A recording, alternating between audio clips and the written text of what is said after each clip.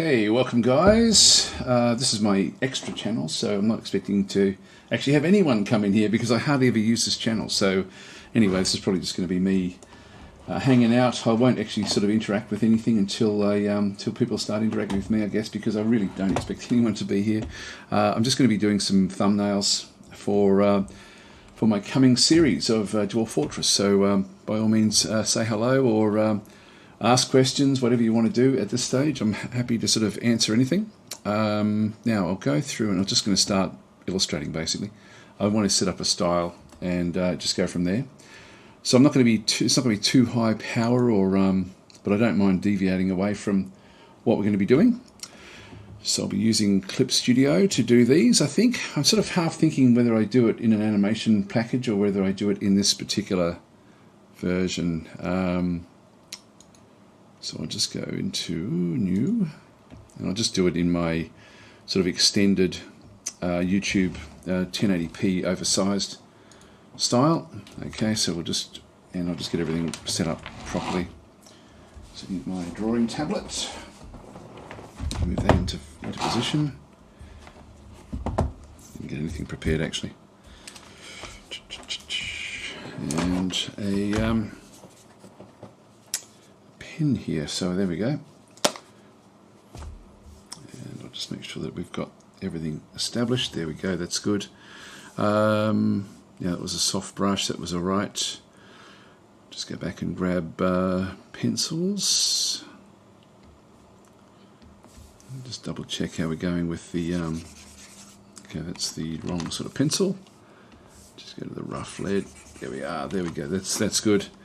And I can then just sort of go in at 100% and just start to sort of then plan out what we're going to actually do. So each thumbnail essentially, I'm just thinking of how I'm going to then sort of structure this. So I'm just going to be basically building this for the actual series and possibly for other series as well. Now I'm going to have the Dwarf Fortress logo, of course. I'm thinking of actually with the little character that they actually have, as well as to end up with I can create like the same character, but then actually have it as a probably the flaming jester head somehow. So I do have the beard, so I sort of look a little bit like that one anyway. I'll have to yeah, I'll have a think about that. I quite like the idea of actually doing that. So I might sort of structure in the look of it so that it actually does look a bit like the actual logo itself. So of course we'll then have the Dwarf Fortress. So in terms of what we actually have here and then, the logos that they actually have is got Dwarf Fortress, and then there is actually a version with the head on the side. I might do that actually. We might make that the actual logo. So we'll work on that as one element, which then leaves text in through here. So I've got about half. Hey Darkle, how you going? I really didn't think anyone would actually find me over here. So welcome. I'm literally just going to be chilling out over at this point in time. Then sort of then I can then sort of have like an illustration over this way. So I think if I do my illustrations, I'll still make them central, but I'll keep them fairly square, I think, or maybe tall. Actually, if I then have, I could still have the number, you know, back in the top there. And then I think what I'll do is I will actually create like a border around the whole thing, and we'll make this into like a rock style border. And I sort of want it to be that sort of Dwarf Fortressy sort of style of rock as well. So I think I'll actually just work on the actual components before I start to sort of really get sort of too far into anything. So I think I'll just start to sort of plan these sorts of things out. Now, in terms of let's just do the actual I guess the elements. Now, as far as let's go and first of all grab one of the. If I just go and import an image, I did download. I'm going to import actually these flame ones and have a bit of a look as well. So I'll import one of those. So it's a bit small, but it really doesn't matter. So that'll be fine. We'll just throw that one up there. Enter, and then we'll go and import another one. File import. I'm just going to go and grab the Dwarf Fortress logo, which I did download. God, where did I put it? I think I might have put it in my video storage area. over through here. So just go to Let's Play Dwarf Fortress. So many games. Working files. Now I would have put this into images, I guess. Yeah, here they are. So we've got, there's a few different styles. They've actually got a white style there. I might throw that one in as well, and I'll just raise this one up because we'll end up creating what we need from this one. And I'll probably actually make this one like in Illustrator, I think. And we can't see it there, but it is actually, that will be fine. I can change if I change the paper color into something that's not white. If I just sort of go to like maybe sort of like a rocky sort of color, I'll just go very, very pale at this stage. We can then sort of see it there. That way we can sort of have a bit of a look to see what's going on. So I think that could be good to do something like where I change this into this sort of shape. I think that would actually work out fairly well. And we'll just bring in another one as well. Import image. And then I've got the actual fortress. Now we've got the drop shadow version and then just the full version. Let's just go the full version for now. Okay, that's really come in very, very large. So let's reduce that one down.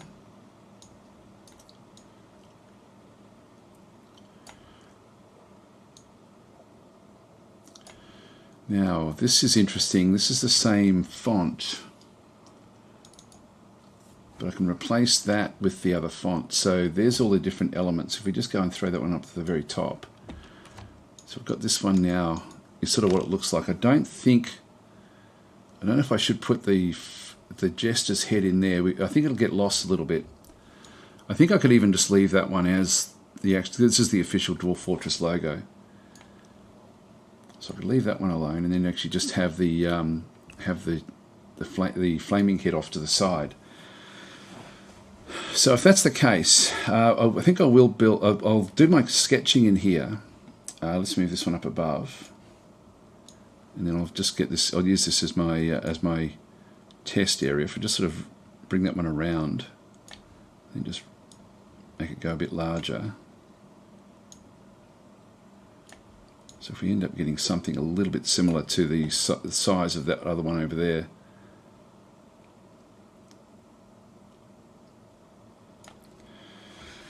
Okay, that'll do us.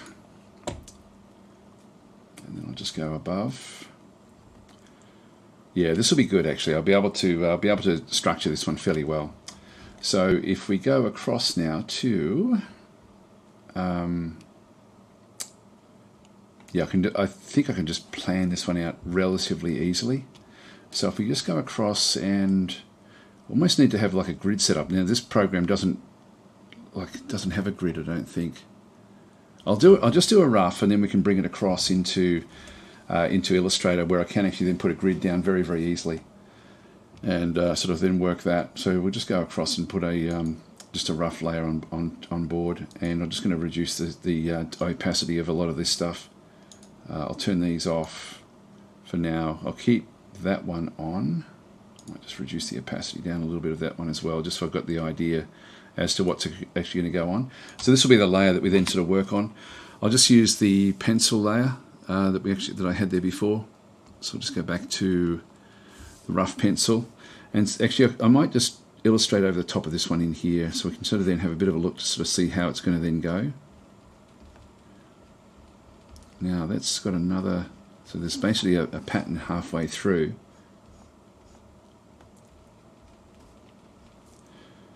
So I'll copy this bottom bit exactly, because this is purely grid.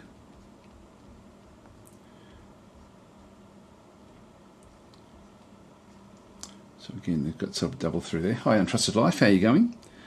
So we'll go back up this way. So we've got another two there. Just go and have a bit of a look and see sort of how this would then sort of work. So if that was sort of where we are there, I'll just go back to the other flame. Yeah, I'm doing well. I'm actually tired. I've been doing too much Dwarf Fortress stuff, to be honest. Hang on, I won't do that. I'll just escape that. Just go back in, and if I just go back up into the elements here. Yeah, that's going to do it. That'll work.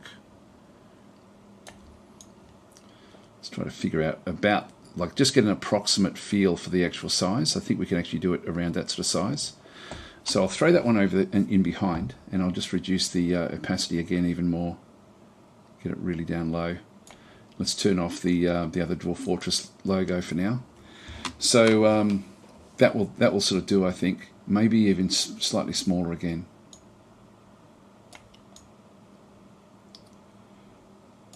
Yep, that'll do, I think. Duck was saying, I'm playing Anno 1800. Wow, just landed back on Steam. How old's that game now? That's pretty damn old, isn't it, really? I'm just going to zoom in and just start to sort of just plan out what we do. So if I draw the grids in, keeps on going back to, if I just draw the grid in here, so we've got the grid that sort of, actually that's too big. Another half in through there, up, up.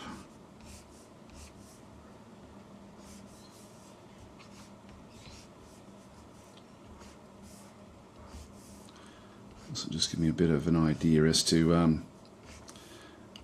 how far out and down to actually sort of make it. The same up through this side. So we've got the eyes, middle. So it really is sort of then segmented out, where that then goes into there. So I think what I'll do is I'll make the yellow. Like if we go out one, down one, across one, down one, that would actually be then okay there.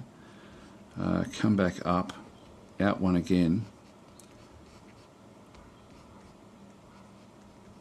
If I go in, it's going to be too much. I'll go right up to there, then across, up to. Now if I go there, it's going to join up, so I'll go up another one. Actually, I'll just keep on coming up this way.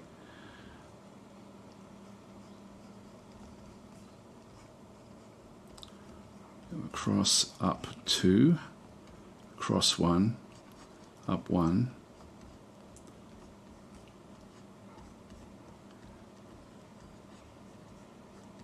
So maybe sort of like this.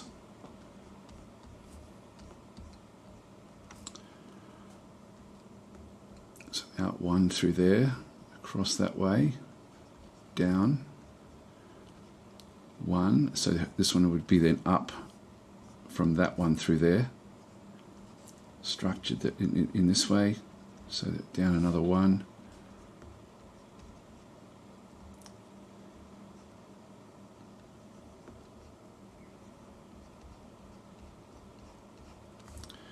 That still leaves two in through there, so we then come across this side, so that actually then all joins up, so this can all then be like this.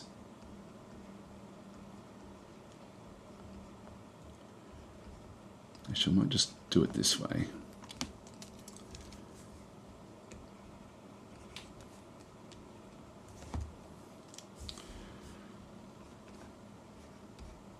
That works. Okay. So, sorry, I'm missing a lot of the comments here, guys. I can't get the Pokemon Violet field theme out of my head. I don't know what that is. And saying Toady added me on Discord the other day, so I was shocked. So I congratulated him on the release. Yeah, no, he said I think it looks like it's been a very successful release for him. I'll just pop that into there. I won't do anything. Actually, maybe just looking at this one here. If we go. Do we want any more there?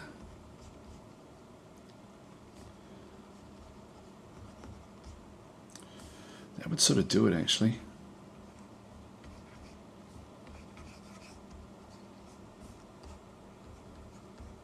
That would do it.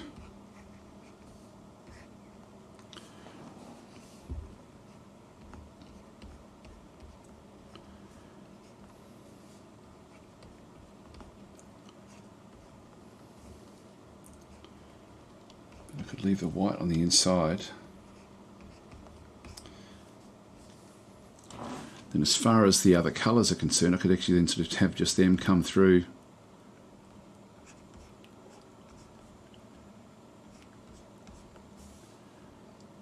Like the actual red.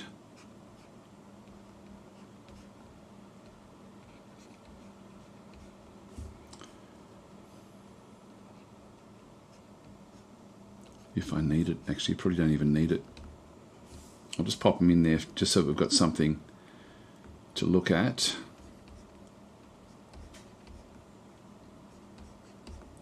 Okay, I'll play with this on in Illustrator. So that will be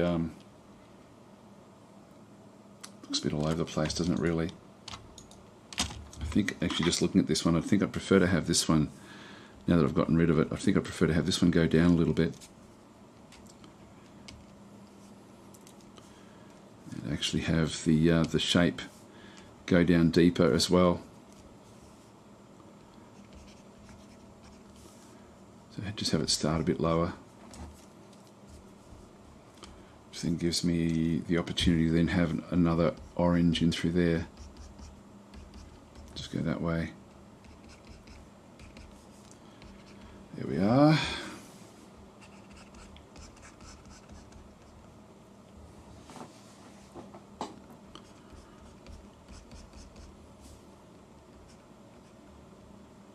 And that's going to be off to that side, so I can actually put another orange in there, keep that one yellow all the way through. Alright, let's bring this across. So I'll just do a save of this. File, save. So this illustration 2022. Oh yeah, I'll leave it in here. I'll leave it in this one. So this will be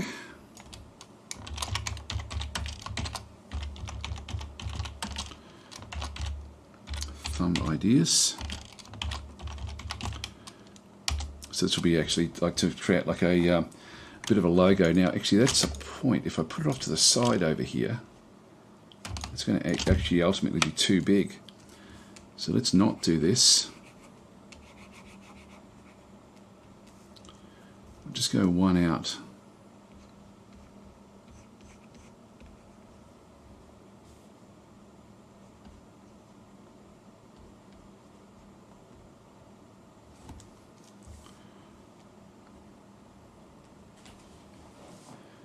Go that way, and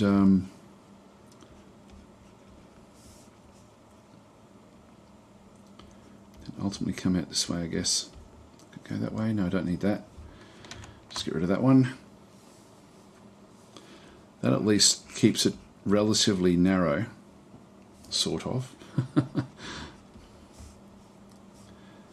So ultimately this will be sort of like a flaming sort of head type thing. So Darkle saying, what kind of fortress are you planning to play? I actually did a poll when I was streaming the other day. Actually, I think it was only yesterday, to be honest.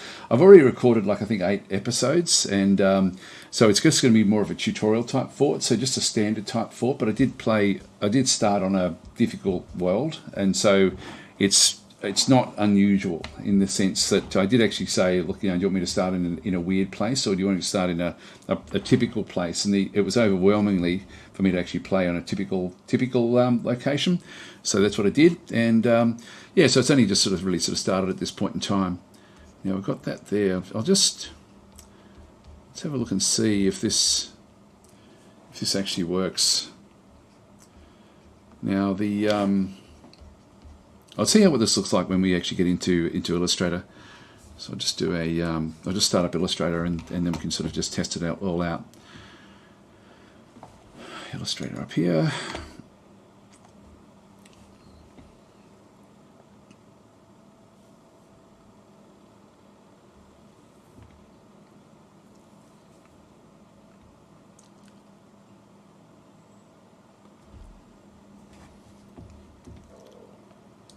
And we'll just go File, New. And I'll just make this into a custom 360 by 360 pixel. That'll do for what we need for this, so that'll be fine. Just go Create. So it doesn't have to be very big. And everything's activated. That's great. So in terms, I'll just put the rulers on. Now the grid. What I'll do is I'll just go back in, Control F12.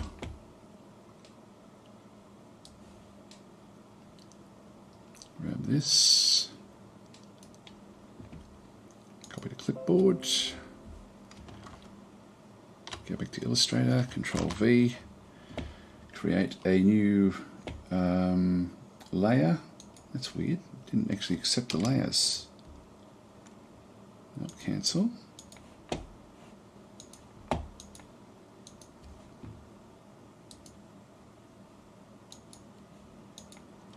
It's not accepting things. Why is that? That's weird.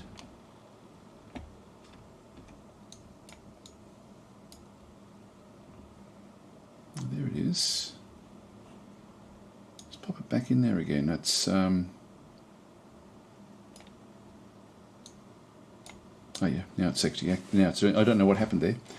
Hi Bilko, how you going? So you're saying Dwarf Fortress looks really really good. Glad to see a passionate game development doing so. Yes, I agree. It's actually fantastic to see something. I mean, it's 20 years, so you know, it's great. I think that it's better than what they were expecting. Let's call this one a trace layer, and we will grab this one here and move that up into the trace layer, and then move the trace layer down. I'm doing this at my normal resolution, so this is going to be very, very small on the screen. I'm sorry. Sing out if you want me to explain what I'm doing. I'm just going to sort of just going to double click this, make it into a template, but I'm going to then unlock it. So I'll keep it. I'll just change the color, just to something that doesn't really. I like to reserve the stronger colors for things that aren't just trace layers. I don't know why, I just that's what I like. Now it's locked, we'll just unlock it and bring this one down. Just get it sort of close to the size. It's taller than what we want. Let's just bring it in so we end up with something that's going to be a little bit. Actually, until I get the grid sorted, that won't really help me much.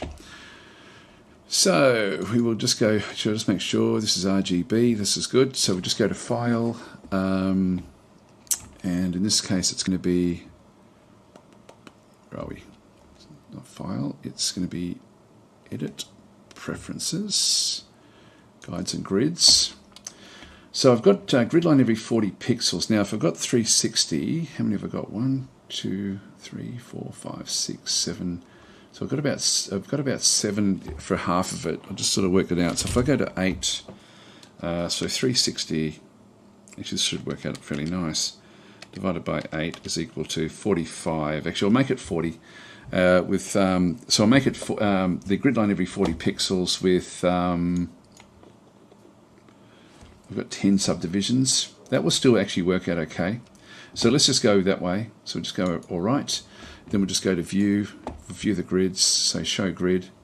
So the big areas in there. It's got 1, 2, 3, 4, 5. That's nowhere near enough. So we'll change that again. Sorry, I'm a bit off with this. Preferences, guides and grid.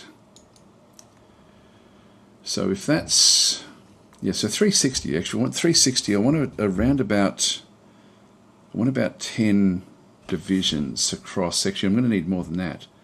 I'm going to need about 20. So I'll make this one say 20 pixels with say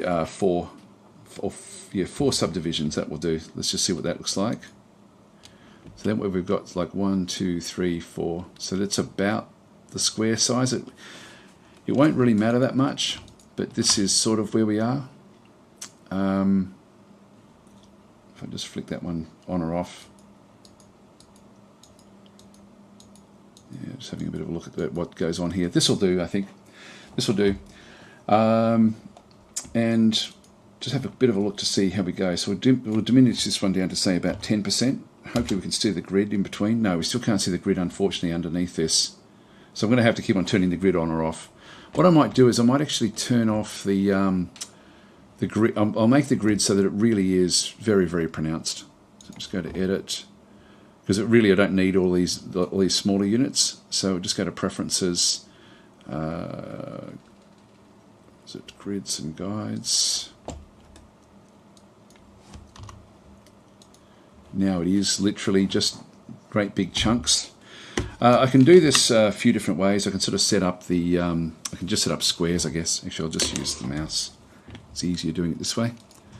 Go back across. We've just got white there. I'll just change the white to another color. Make it sort of like a bluey sort of grey color, I guess, somewhere in around there.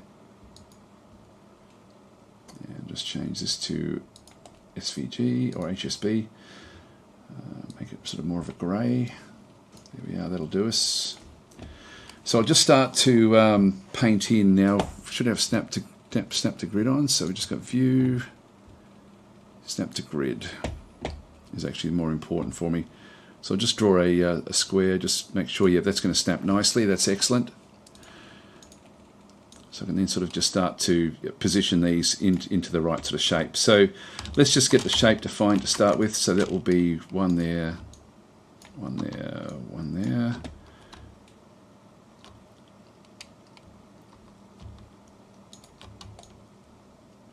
Another one there.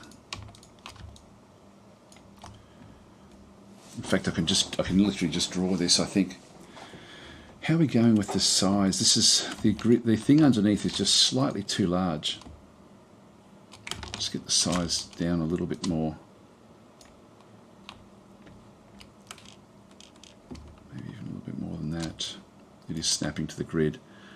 I think that would sort of be more what we want to have.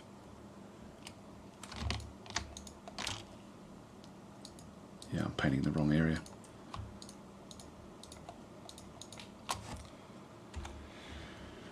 Okay. So if we just go back to the trace layer again,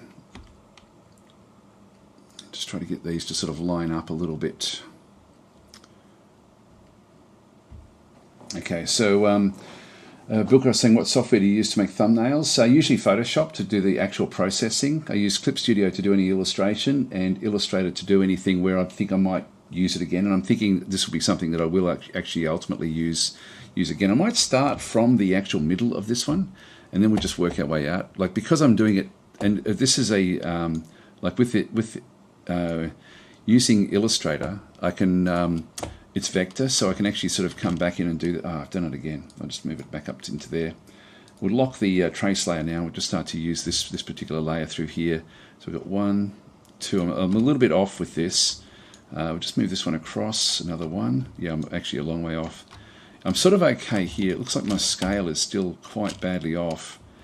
It won't matter that much, so I'll just go back down. I'll just start to draw in the actual shape where this actually is. Now it actually starts underneath. Let's go and ditch that.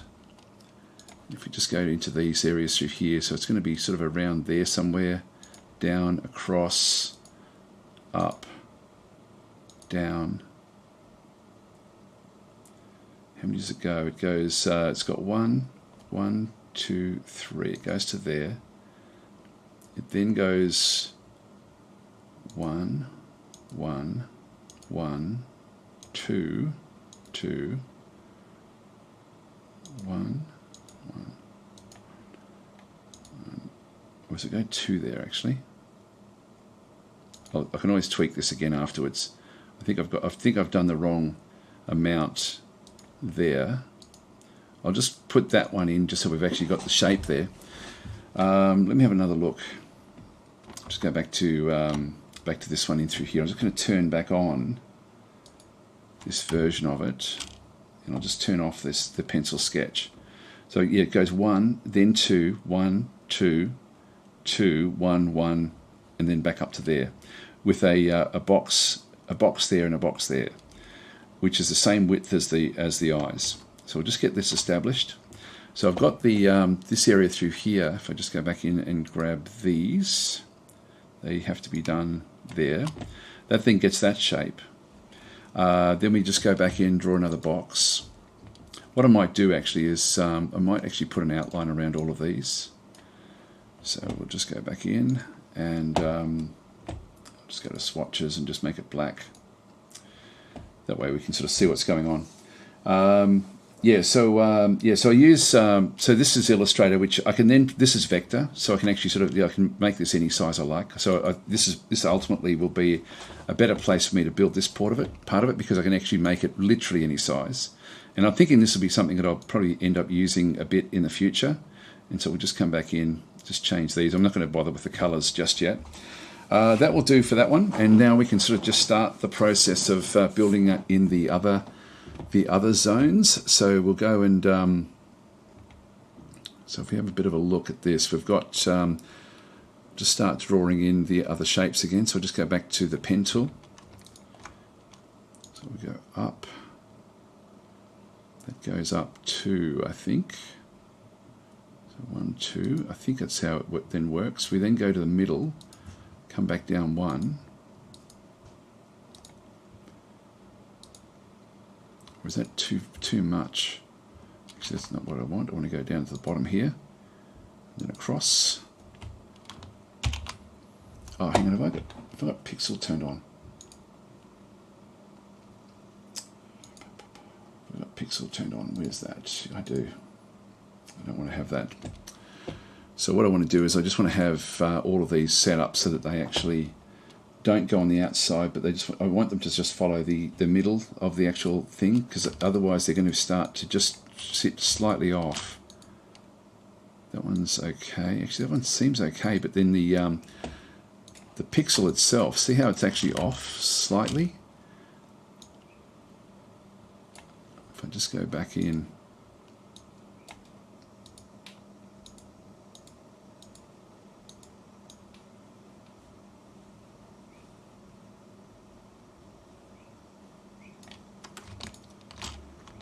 Yeah, this is off. Damn it. Just go and just go Control Y. And then, yeah, so this is, because of the way that I'd set this thing up, I'll just check and see which ones are working and which ones aren't working properly. Turn that one off. We should still see the grid. If I just Control click, no, that one's not going to actually work. So this is, I think it's the other one. This one here is wrong. So this is trying to work itself out to sort of sit on the actual pixel. I think the others were actually okay. So let's just go back into these. Yeah, these are off. That one's off. We need accuracy. The others seem okay.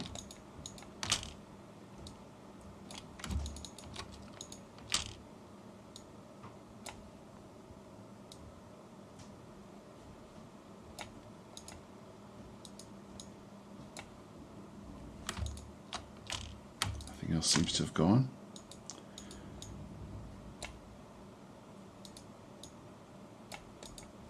Nope, that the whole thing went. So it was a bit of a pain just getting these things to sort of do what you want at the start. Yeah, I had the pixel. I had it snap to not snap to pixel, but to actually make it look good in pixel. So so just go Control Y. That one is actually working fine. I'll just double check. I think that these were okay. I'll just double check these. Yep, that one's okay. I'll just double check the corners here. Nope, these ones weren't. So I can now that I've turned that off, I'm just going to redraw these. Delete those, Control Y. And going to get that in there again.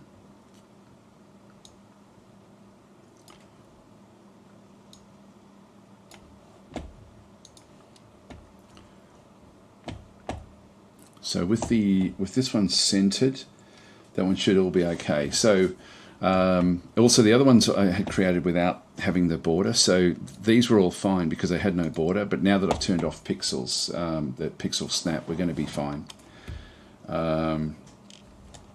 So that one's there. Let's just go back and see what we've got back in through this side. So now I can sort of, now actually one thing I did want to double check is I'll just go back to this one here. Yeah, there's a two. There's actually that goes back in there. That's interesting. Oh, hang on. No, we're going to be tweaking that anyway, so we don't need to worry about that. So we can sort of certainly come back through, and then we're going to have like a yellow border everywhere. Whoops. All right, so that one's done. We'll now just go back into the pencil. So we'll start at this point. Oh, hang on. Deselect. Up, up, up, up. Across. That was going to be 1, 2, 3, 4. Yep, 4 is fine. I might just get rid of the stuff in the inside for now. Now that was going to be 1 across.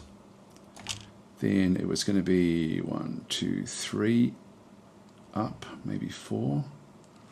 I'll do 4 down, across 2, up 2, across 1, up 1, across 1, down 1, across 1, across,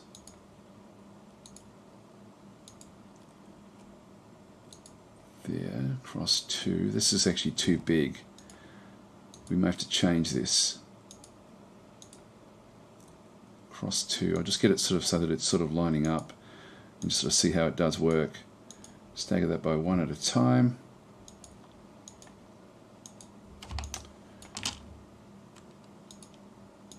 Across, down, across 2, in 1, and back in again. Great. I think that's sort of where we want it to be, but I can very easily. I'm actually going to make these exactly over the top. It's easier to do it's another way, but I'll just do it. It's very, very simple. Then we can actually isolate these shapes if I needed to. That's sort of okay. Let's now just go and add in a few more of these little areas. So we had one there. Where else did I draw them? Had another one up through here. That one connect? I don't think it did. There we are.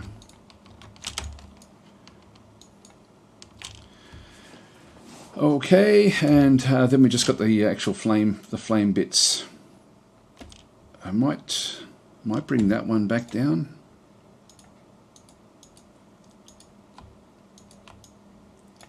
Just from the overall look of it, I think that will actually sort of work. So just as I was saying, we'd certainly be interested to see what you can do when given specifics, however. Not sure what you mean, sorry. Let's say I commissioned you to do some art, but challenged you by limiting you to specific colour palettes, not including shading. Would you? Yeah, I can do. I'm pretty. Well, that's my actual job is graphics, my real job. So this is what I do. So I've got. I work under very limited. I actually enjoy the challenge of very limited palettes and things. So I'm just at this stage. I'm just going to get the basics in, and then we sort of just go from here. So it's sort of one of these things. So Darkle was saying, listening you drawing this thumbnail for Dwarf Fortress sounds like when you play Dwarf Fortress. Yeah, it's like, oh, hang on, that's now. Did we want to do that? We did want to do this. Actually, this one does go off. I'm just going to create another box in through here. I'm just going to now use this same box because everything else we have is just box shapes. So I'll just go and grab that one up to there, and Alt click and drag this one up to.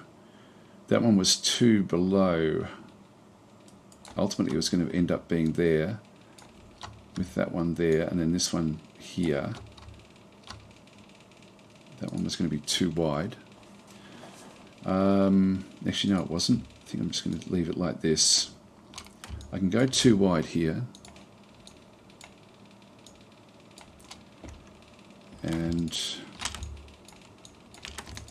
then we've got another couple of squares back over this other side. Whoops.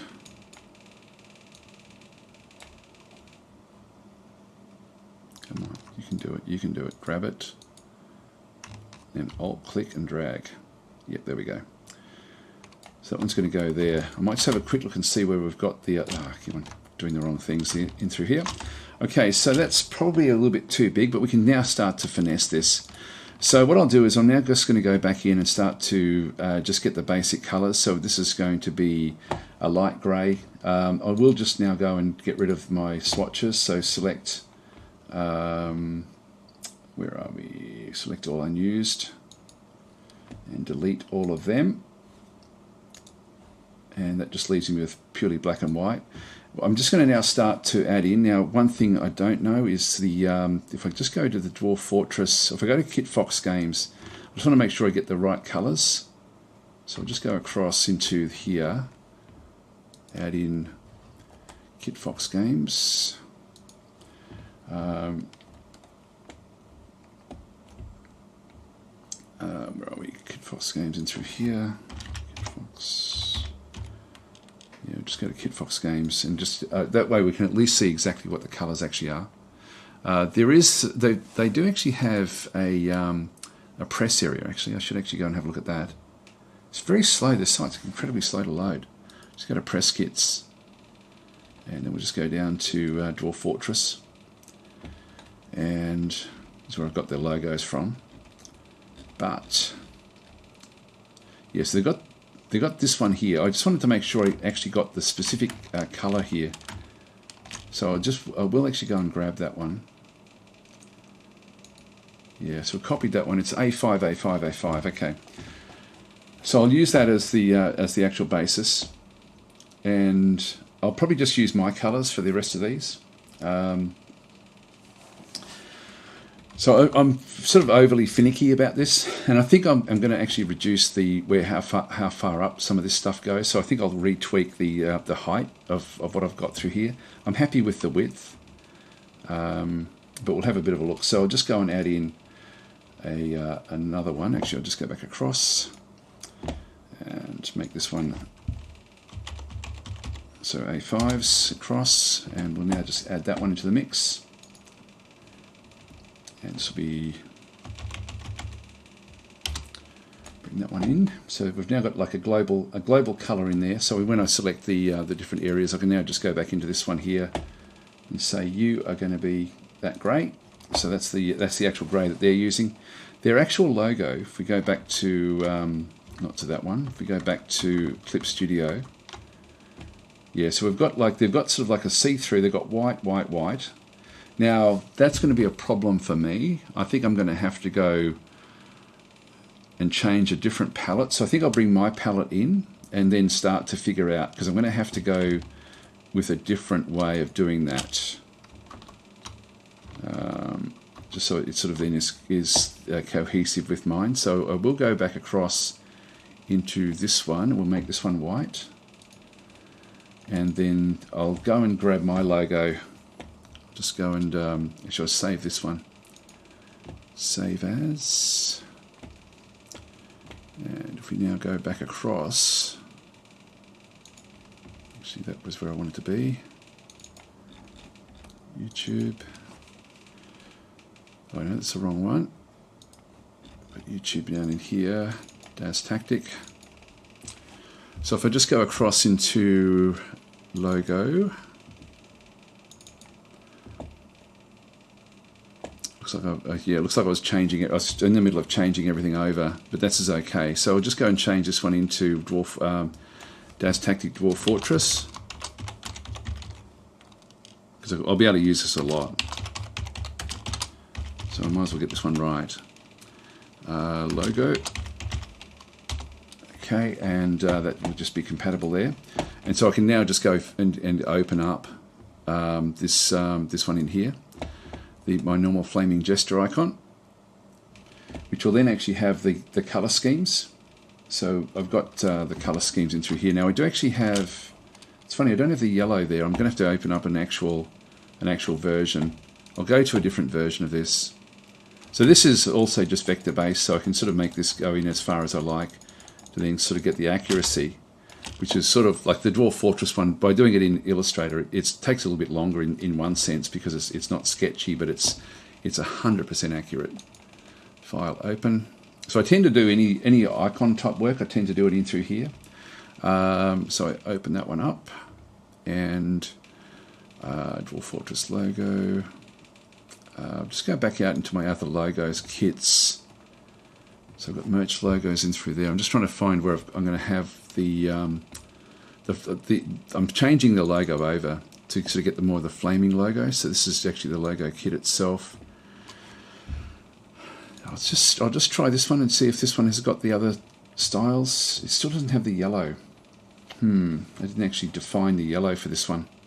That is the same one essentially that we're looking at for the new version. File open. So I just haven't got to a lot of these. Now this is the logo kit RGB, which does have the yellow and the reds. Okay, cool. I'll just go and grab some swatches.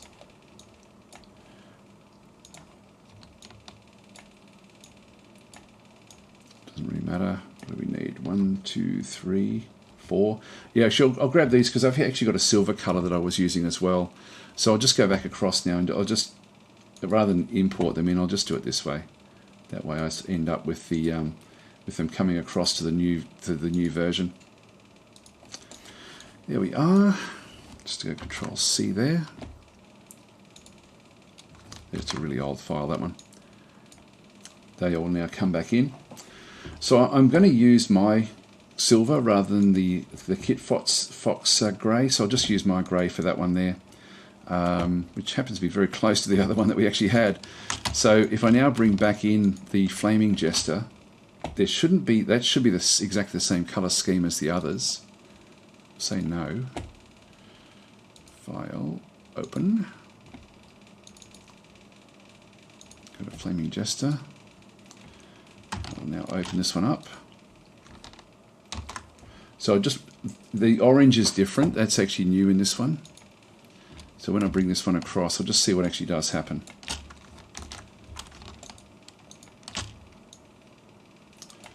Yeah, so I've got the only other difference was the orange, and then with the gradient swatch as well. But the this was more of a gold color, so I think I'll actually have a look at what this gradient here was made up of. I won't do that. I'll just go back to the gradient tool, which is over in here somewhere. I don't really use gradients all that often. Now, where is the gradient tool? It could be buried under one of the, there we go, gradient tool there. Actually, if I just go back and create another swatch. So I'll just go and build one of these. That way we can have a bit of a look at the actual mix that we're using through here. So I think I'll actually use, I'll probably use a yellow from within this gradient somewhere. So I'll just go back to the gradient tool. Yeah, I've got some actual points in through there as well. So that is, if I just go to, it's a bit, I'll just go to WebSafe. FFCCOO. Okay, so that'll be fine. I'll just make that into the yellow that we use.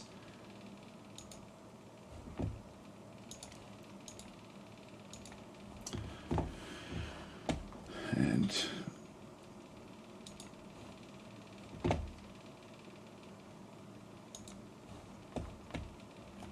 yep, that's the one. Just go to swatches, add that one in as well. Keep it global. Click on OK, so that one then is a brighter yellow. We'll see how that one actually looks. That one may be okay. It may not be quite dark enough. Just shift click those. Give that fill as well. And then with these, we'll just go back across and just I'll put these in with that Flaming Jester. Oops. Just go back into there. Oh, it's not picking that one up. Make that the orange. So I probably can put some more into here, I think.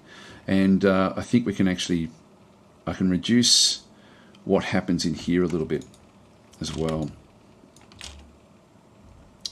And so then with the actual logo itself, I'll just now ditch those. I think I'll use the red color that's actually in there, which is this one here. So I'll use that for the inside of these.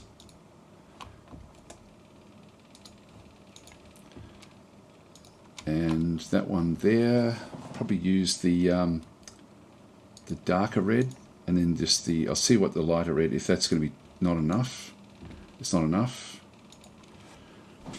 So that's going to ultimately have to be, if we actually do this, Go orange. That now does stand out. I'm just trying to get the balance a little bit more like what theirs was. So that's actually, just thinking about what we do now. I'm liking the width here. I think this is okay, but it's a bit too much. I'll just go back and have a look at my sketch again. Just turn that layer back on again. Yeah, so I had a couple of other slots just coming back off the other side. So I did actually have some more of these. I had one in through this side and one through that side. That's actually all right. It's just the top. And I think what I can do is actually bring all of these down and then reduce pretty much the whole top area. I'll just grab those to start with.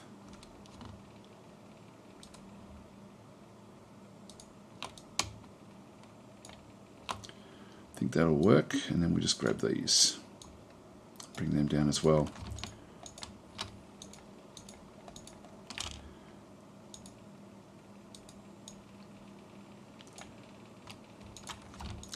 Now we've got a double point there. Whoops! God, I keep on doing this. Keep on having the wrong thing selected when I do it. Actually, I don't know. I don't know whether I prefer the height. I might actually might change the width here. I'll just have a bit of a look. Just copy.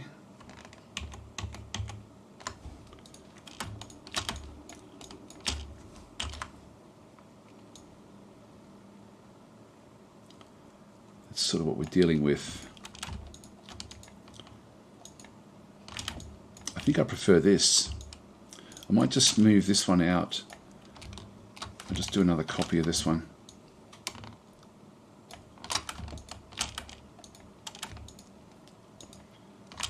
No, actually, when I look at this, I actually think I like this one better.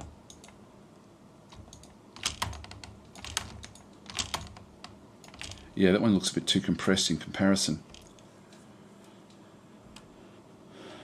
But there's probably, we could probably go tall here.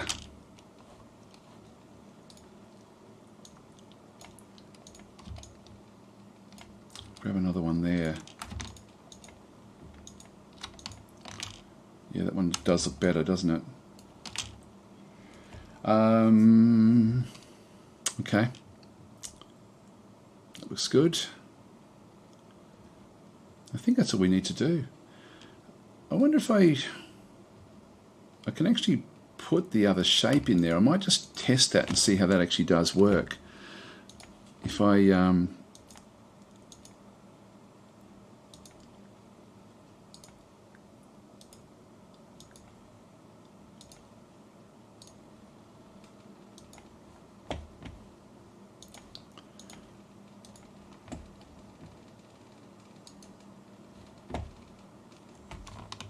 send it to the back.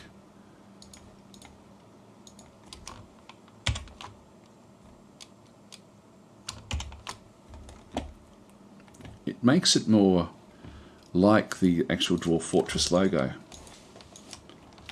ultimately. I think that then becomes recognizable as the Dwarf Fortress logo by having that symbol in there. Everything else is actually okay. I can grab another one of those and drag that one into that pixel.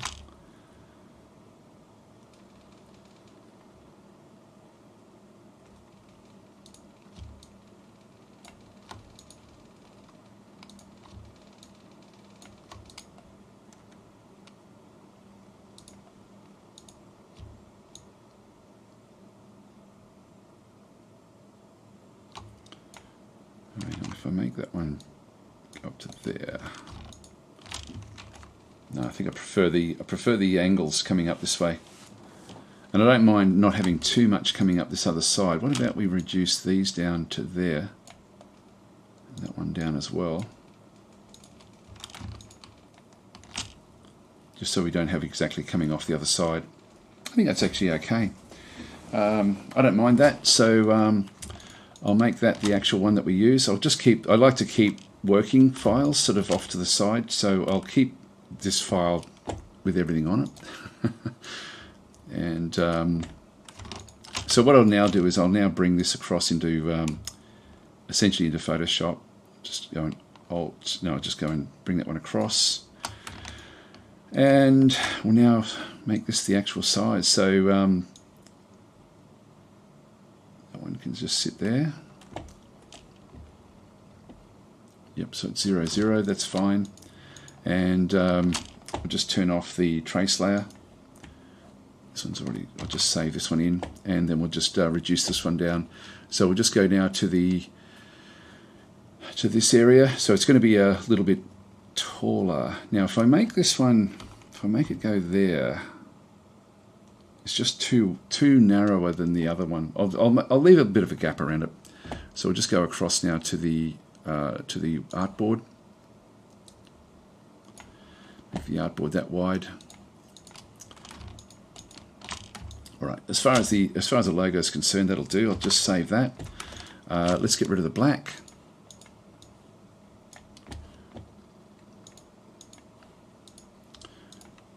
Now, when it's on white,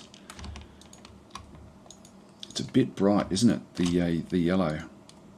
Why don't we try that with the gold? Oh, wrong one.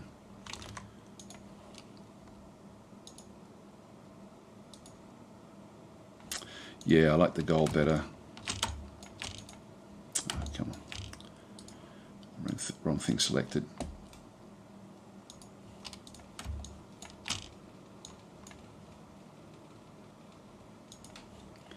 Yeah, a bit more muted. It still gives the same effect. So it's not as bright and shiny as this one, but I think from a Dwarf Fortress perspective, it actually works better. Okay, we'll group that together and save again. I can always go back and change it if I had to. Control C. I'll just go back and place this one now, just so we can actually have a bit of a look at it in Clip Studio. So Control V. Oops, didn't work.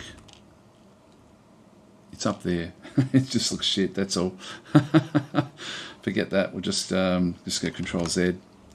Actually, I wonder if it no, it won't. It just doesn't like it. It doesn't talk well. So I'll just go back into here. Just go. I'll just take a screen grab of it.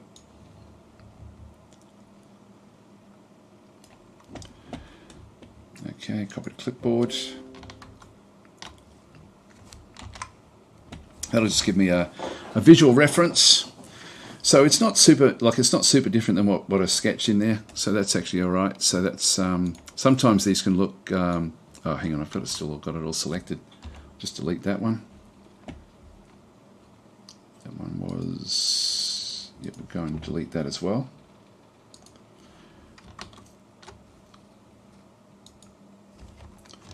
Now we'll do it.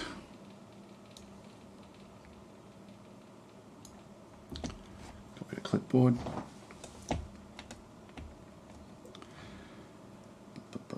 There we are.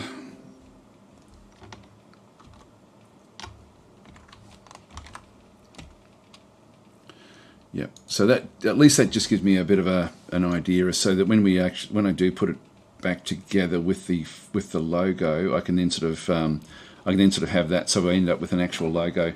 Now I will just use their lettering. So if we go across, now they've got the O. I think I'll make this also. You know, I can actually trace this, which will probably give me a good enough rendition. Although I think I want to use their actual color. So I think I'll just use their actual logo and then just have my little logo coming off the side of it. So that'll do for what I need there. I'll just make a folder in through this side. This will be for the logo in there, and just chuck all this stuff in there. Now I'll be doing this in Photoshop really, so I won't worry too much about what's actually in that side of things. Let's now work on the border. Now I'm doing this at 1080p, but in reality for a thumbnail I only need it at 720p, so I will make it at this size though. It's a little bit oversized, which will be fine. I'll just now start to just do a concept. I'll just turn that one off, and we'll just now get some concepts for the. I'll just get a raster layer and just start to sort of do a little thumbnail sketches now for the actual border itself. So if we're going to have sort of like the elements. Now the game has got. If we go and have a look and see what the actual game looks like in terms of the border. Oops, just not seeing it there. This has got rock. This is the sort of thing we have to try to emulate. So what I'll do is I'll just take another screen grab of this. Control F12.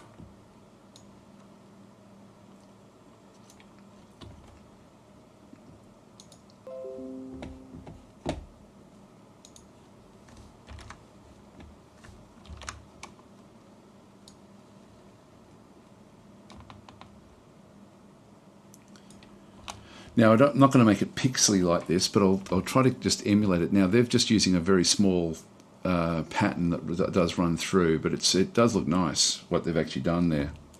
I'll just click on OK there. So they've just got like a very sort of simple sort of look to it. And so I'll just do the same sort of deal in through here, I think. And I think I'll actually make this with a border, and then I can then sort of fiddle about with it from that point in time. So... and I'll do the same thing where I just create like a shape. I think what I'll do is I'm just wondering whether I go to the outside border or just literally keep it on the inside. And I think I'll just keep it on the inside, almost just sort of have like the black. I'll have a black outsider area, or this sort of dark grey that they've got. Let's just bring that one down a little bit. Yeah, so I'll just do the same sort of deal here ultimately. Now, one of the great things about Clip Studio, this is actually vector and bitmap, so I can just go back across. If I start drawing actual scale things, I can then sort of just bring things across. So I'll just start sort of sketching stuff in. I'll use black, or actually it doesn't really matter what I use for this one, to be honest. I won't use the pencil. I'll use a millimeter pen. I've got my own actually. Where's the dad's millimeter? There it is. And I should actually bring this one up to about the sort of scale that I'm looking to do. So I'm going to actually end up having it coming in just on the inside hidden through here. So we'll just go and start to establish like a bit of an area. So the first thing I want to do is create a vector layer. The vector layer, I'm going to change this one so that it's grayscale and just black. So I'm just going to make like a black version of this. I can then change the color easily enough after this. Let's just go across. I will actually do it at a fairly sort of small scale, so I'll just sort of bring it up to around about that sort of scale and just see what that sort of looks like. That's a bit, I need to go a bit narrower. That'll do, I guess. Yeah, that'll do. Zoom in.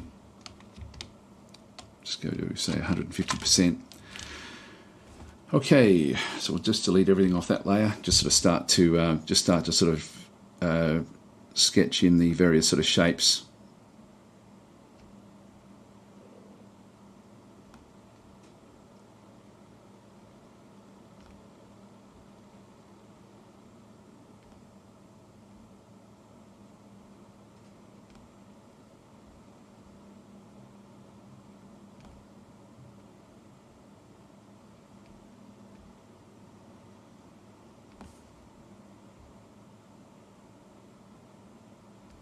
It's a bit too much.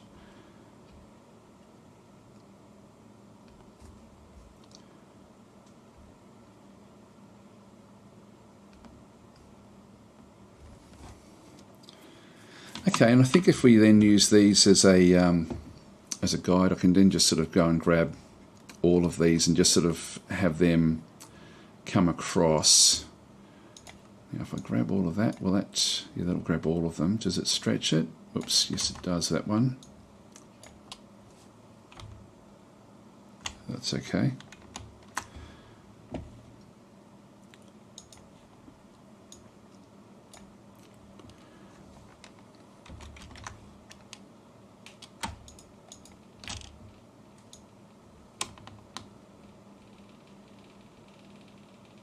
Bring that one over there for a second. So this can be the sort of patterning to go around the border. Let's now just go back in. If I create another layer underneath this, and a bitmap, sorry, bitmap layer underneath, make this my actual reference layer, and then set this one as my, I'll just call this one flats for now. I think I'll only just use flats, but we'll just go in there and actually just do flats. And so this I'll just going to go and get any old sort of color really. So I'll just get like a grey color. And if I then just go to paint, the paint bucket, so this one shouldn't be any real problem. So I'll just go and go back into a sort of a greyish sort of colour, maybe sort of even around into the warmish colours. So I'll keep it around about there, I guess.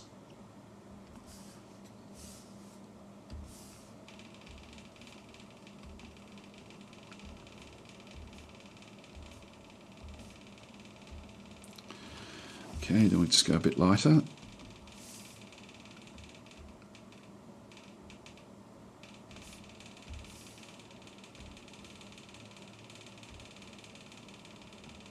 It's hard for me to tell what I've coloured and what I haven't. There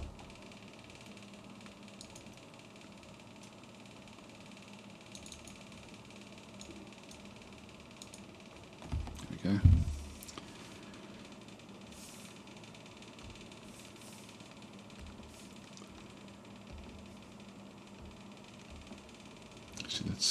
That's all the same, that's alright, we can just go there. I'll just get 1/3 version. Not that it will matter that much, I'll just go a bit darker this time.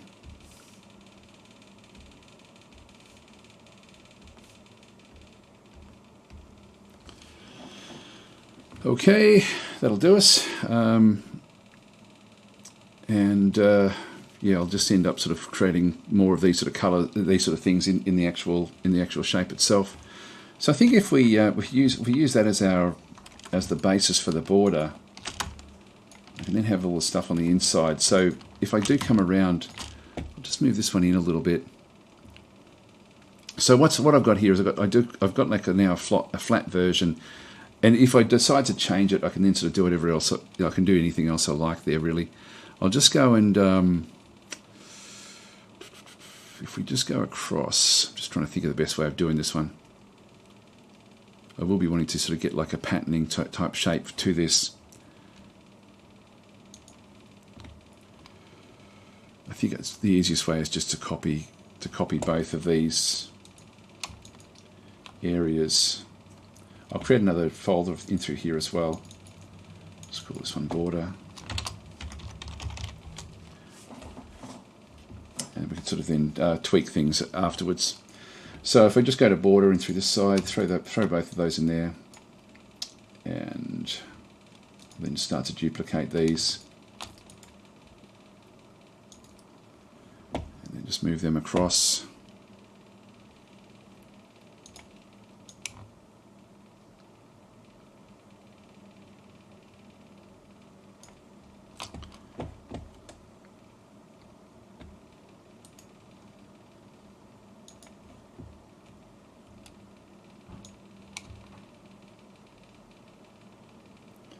It's not as easy as Photoshop to do certain things, but that'll just give us a bit of a feel for the inside here. And I'll probably just one more actually. Actually, one more would be heaps. I even don't mind the scale of this, to be honest. So it works out pretty well. Yeah, one more duplicate.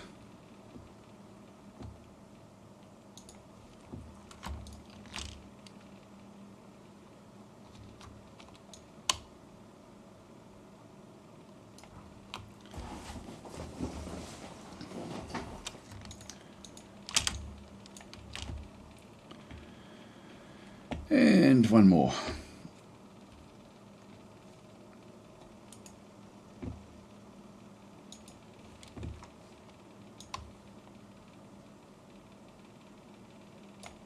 Now what I'm just going to do is just go back in. Now we've got the this layer here is the one that we want to then just get rid of the stuff from. So that then sort of just gets this area. Just delete that. Delete all that as well. And then this one as well. Now I just need to use a selector for this. I'll just use a rectangle selection.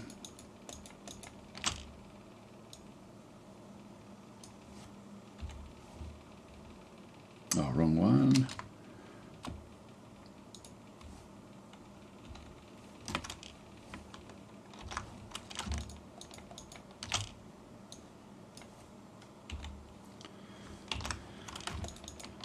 Okay, and then we'll just get these, both these areas. Just get rid of that one. So all of these. Actually, I'll start with this one here, then control click those, and we just combine all of these layers.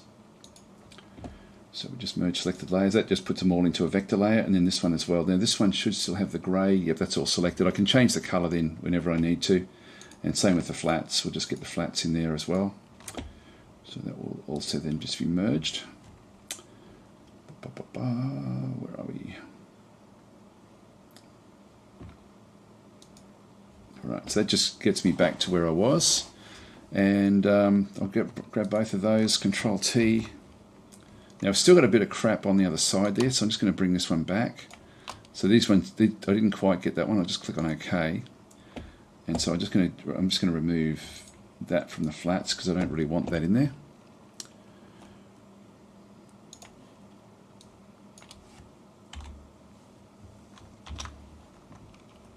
Go back to the whole lot.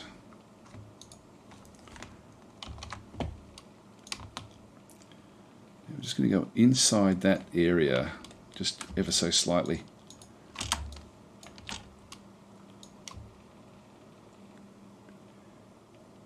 So keep it around about there.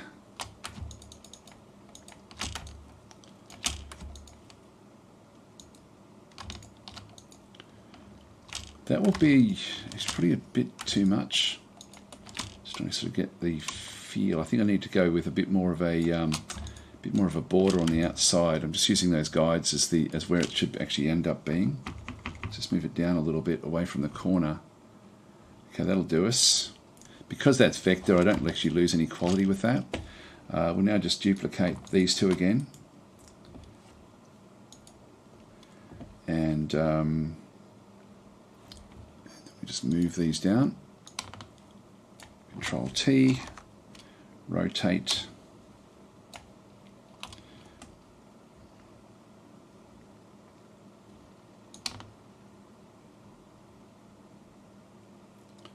Just get that in around about there.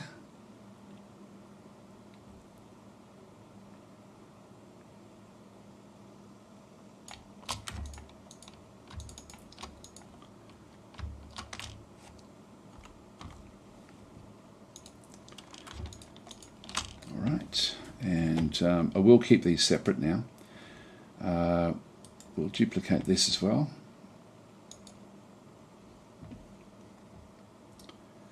Control T.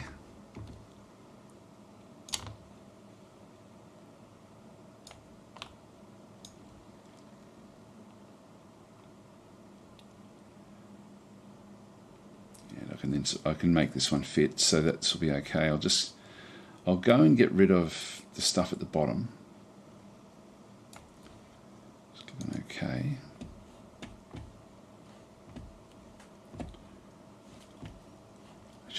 I should have actually just taken a bit of a mental note as to where this one actually is, but I think we'll be alright. So I'll just go back into just this flats area. I think it was up around here, should be heaps. And then we'll just go back into the selector.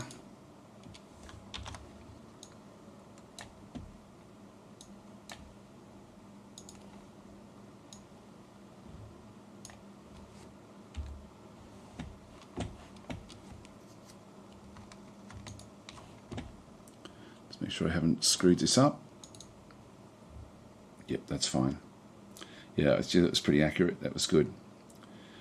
So I'll just go back into here.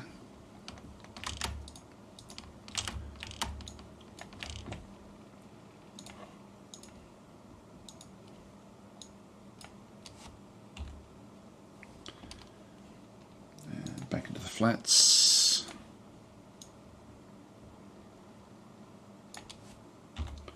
Delete that. Quick look at the bottom here as well. Actually, that's pretty. That's going to end up being pretty good. And go back to my vector layout. Select these. Get rid of both of those, and we can now just grab both of those again, and Control T. And it's super close. So I'll just tweak it so that it ends up being right in there, and then we'll just change the shape ever so slightly. So if I move that one right up in close there, that will then work in quite nicely as the border. So that's a bit too much. We'll just bring it down a couple of pixels.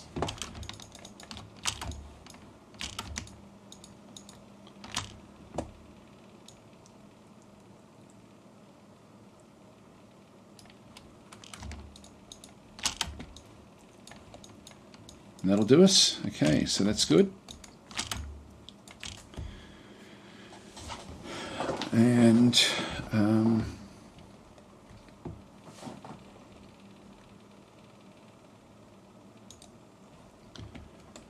I then just basically reverse it again. So I just go and grab both of these again and just do another duplicate. Control T. Reverse that one around.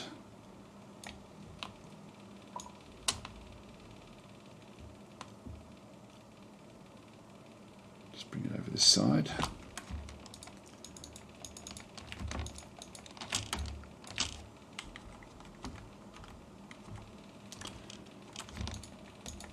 Just double check that that does all sort of match up pretty nicely. That's actually not too bad.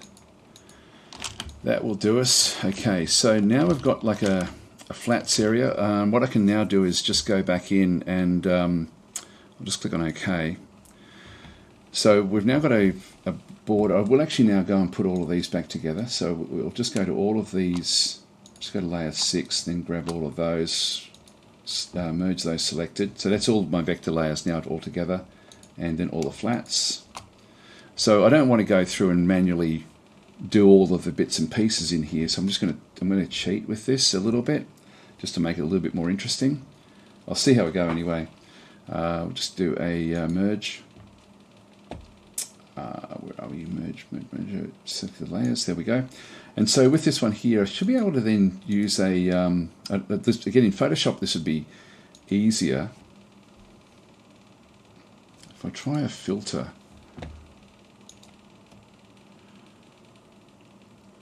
Got distort.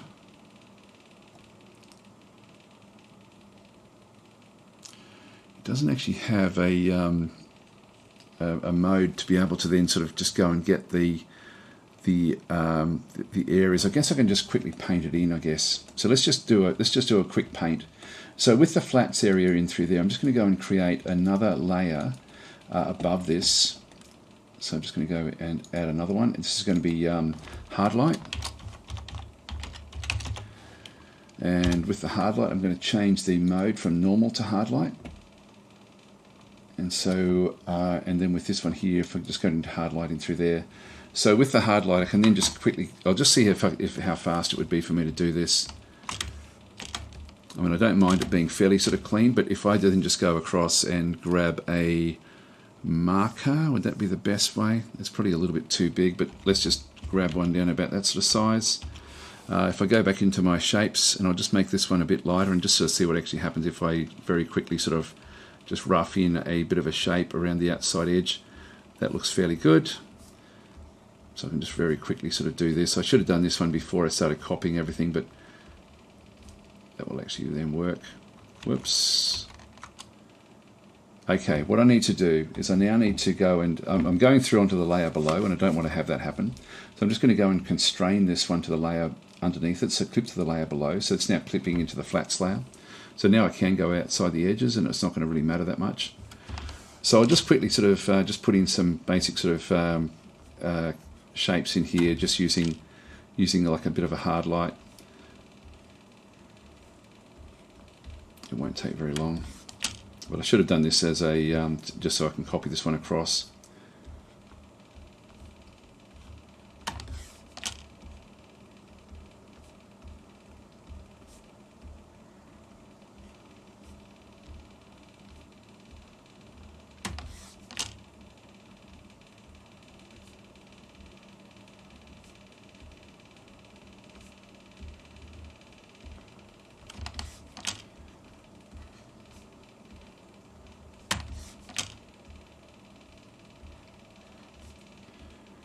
Let's quickly throw these in. This is actually going to take longer than I really want, to be honest. A bevel tool would have been all I really need for this. Which have I done? It does add a nice effect to it, I've got to say, but God, this is going to drive me a bit nuts. Is there an easier way to do this, I wonder? Well, I should have automated the thing. That's what I should have done. Actually, no, that still wouldn't have worked because I still need to go back the opposite way. So yeah, bevel tool would have been by far the easiest way to do this.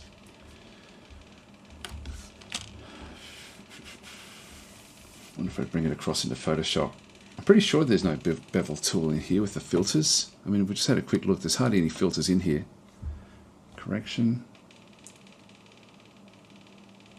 Nothing there.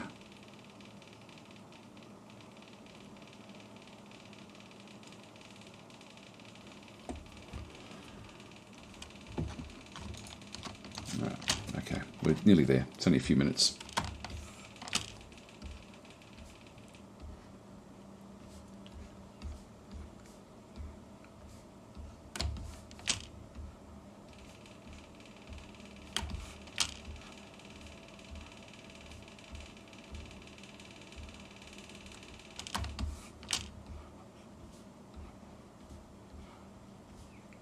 So the hard light just paints light, basically light and shadow onto surfaces.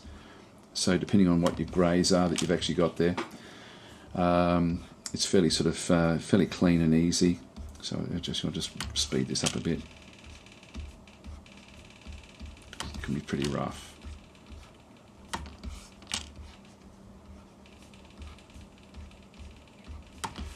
And with the flats layer, I can then start to, because I've only got 3 different types, I can then just use that layer as well, just to put grit and stuff into this, which I think I'll put a little bit in.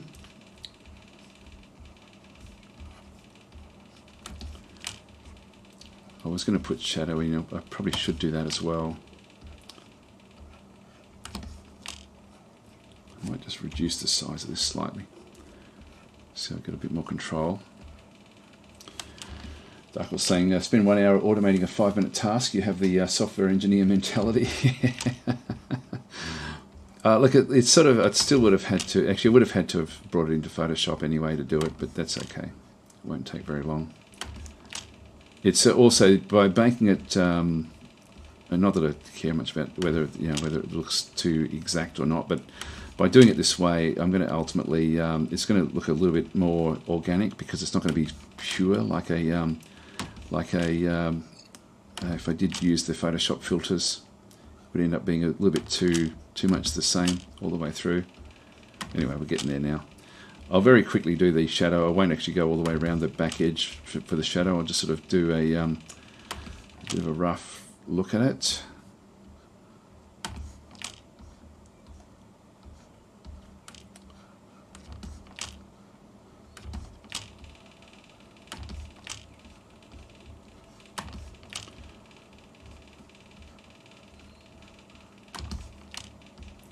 We'll be able to get into the illustration pretty soon. I just want to get the feel of what this thing's going to look like before I start the actual illustration, just so I've got sort of like the stuff in close, and that way when I go for the style, I can then sort of figure out what sort of style I then use for the actual illustrations that will be then done. So it's not, I'm not just doing this for the border and the logo, it's more the other bits and pieces as well. Okay, we're getting close now. We're getting close.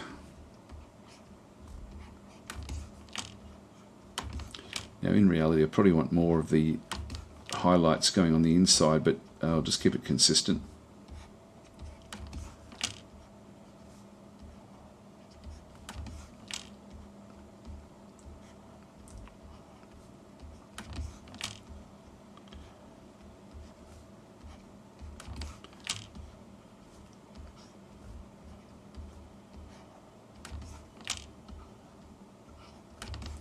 Nearly there.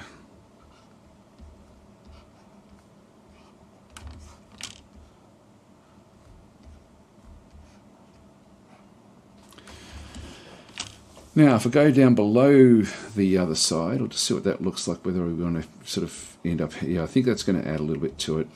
I won't do. I'm just going to put it into the basic sort of corners, just so that there's actually just a little bit there. So I'll just rattle through this one a fair bit, particularly in these lighter ones. I think we'll just sort of make sure that it is actually sort of showing there somehow.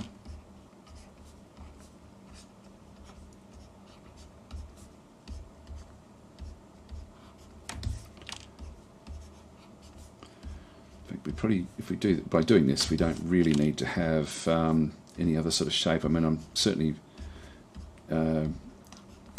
bigger. I was going to put some grit into it as well. I could still do that. I might just have a quick look and see if the grit looks any good into this particular version.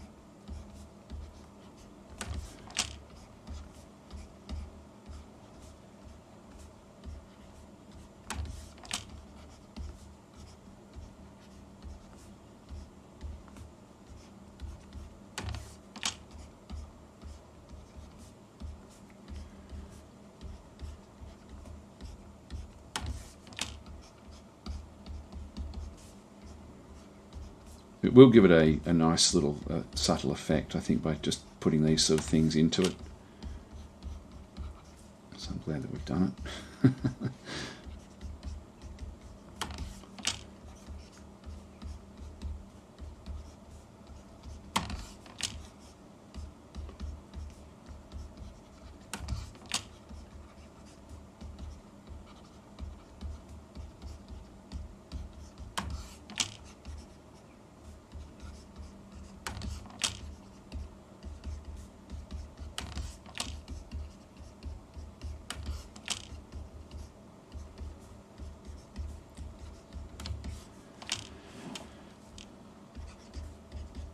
So Dark was saying, I think it will look way better like this. I agree. Yeah, I think so. I think that it's going to be subtle, but it will actually just give it a, rather than just having flats, it will actually be quite nice to sort of have it like this, and it will actually look unique, even though they'll be the same shapes.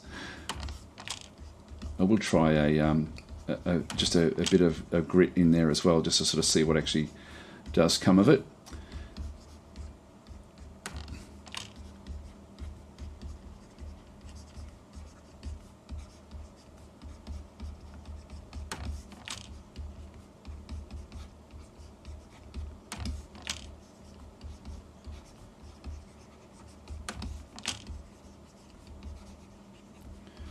I mean, I'm at 400% here, so I'm actually much, I'm sort of, and actually it's going to even be less than that because the 720p is really quite small.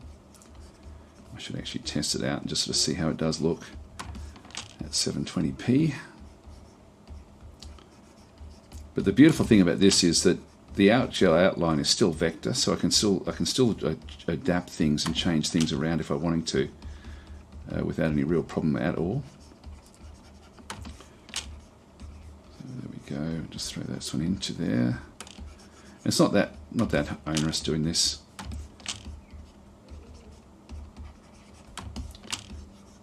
It's only a few minutes,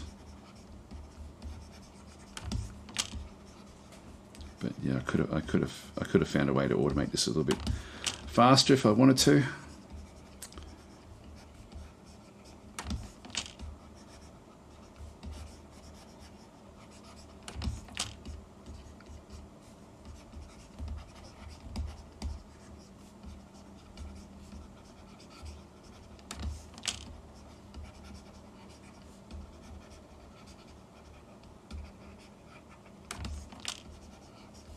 Nearly there now.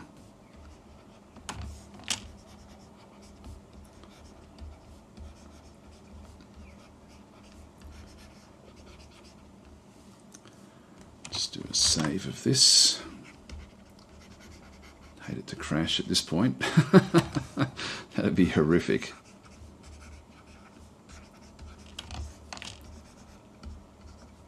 This is more about the bottom at this stage, because I do want, like, in one sense, the front of the like this face on the inside would actually be better if it was a little bit brighter, as if there was actually something that was coming in off this particular edge.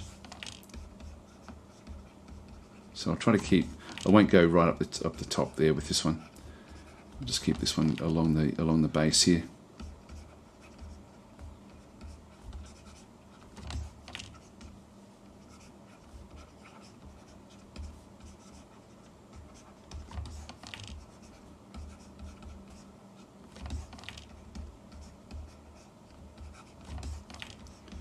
And we're basically done.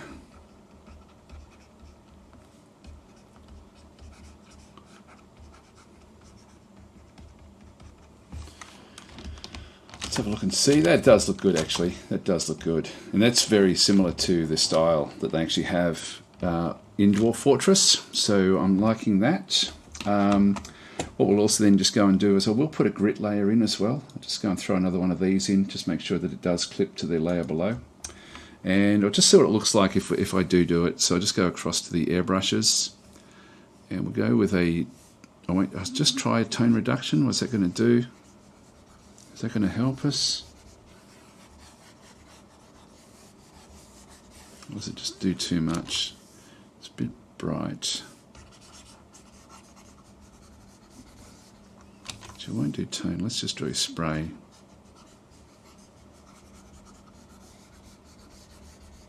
How's that working?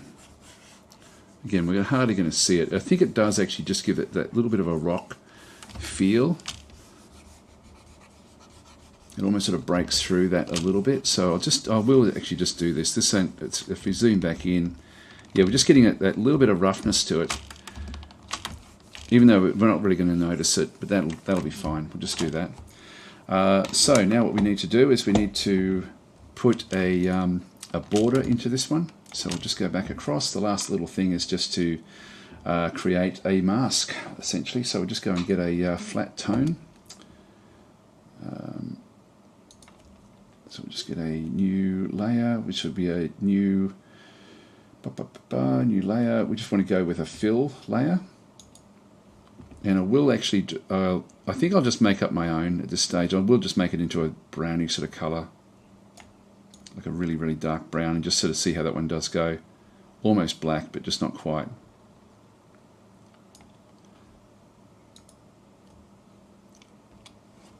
And this one, we don't want this one going to the layer below. So that's going to be there. Okay, that's fine. We do want the other one. Actually, that's the layer that's where we want it. And then we've got the fill layer in through here. If I just go back in and select this, and just go and grab the inside, press delete. Yep, that then gets rid of it. Okay, that's that when it works. So that's then, we've now got a an outside layer with a fill color that allows me to then go and change the color, and I can then do anything I do on the inside will then sort of show up. So I can sort of go back to more of a bony sort of color for the actual illustrations, and I can then put anything I like in there. There we are. So we've now got ourselves a border sort of design. If I'm thinking that the actual, I am thinking that the border is probably just a shade too thick, I might just go back to I'm finding the border just a little bit overwhelming. So I'm just going to go back into here. I'm just going to go to correction layers. So I've got now that's this one here, use correction. I'll go to the vector line width correction. And we want to just go down, and we don't want to thicken it. We want to actually lighten it. Now there should be, so there's a few others that were just a little bit lighter. Let's just go and reduce it just slightly. So we'll make it a little bit narrower. If I go, I'll just try to thicken it a little bit and just see what this one actually does do. Yeah, that's still making it thick. So if we go to narrower, is that too much? That was okay. Scale down width. That's probably about the size that we want.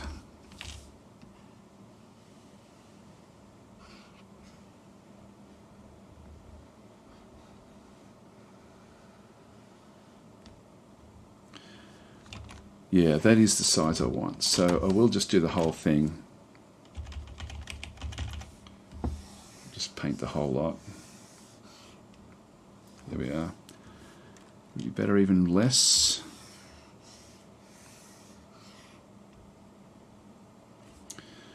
It's not bad. Actually, I'll just go Control Z. No, I'll keep it at that, I think. All right, that does it. All right, that's good. And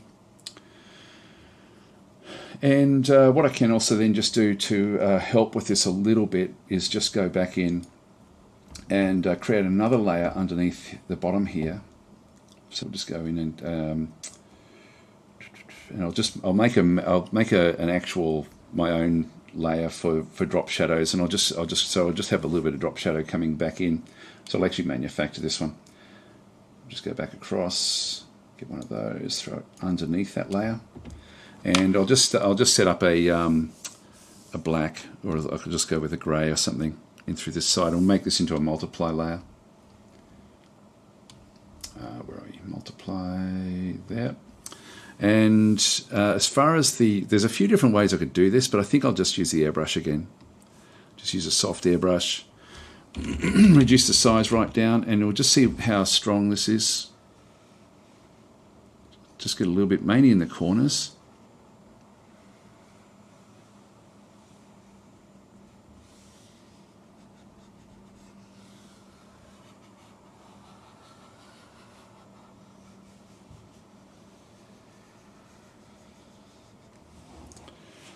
Yeah, that looks all right. And then I can just reduce the opacity to sort of make it suit. So somewhere around there, I guess. So that'll just be on multiply. And so anything I do underneath it, that will then sort of work. So that's now everything in the borders. So the border is now done. I think we can sort of lock that one away now. Just lock the layer, and that way I can't accidentally screw that one up. Just do a save. Now I think what I might do is I might actually, I don't know, I'd probably end up going into Photoshop to do the actual, the next bit of it. So let's go and do that.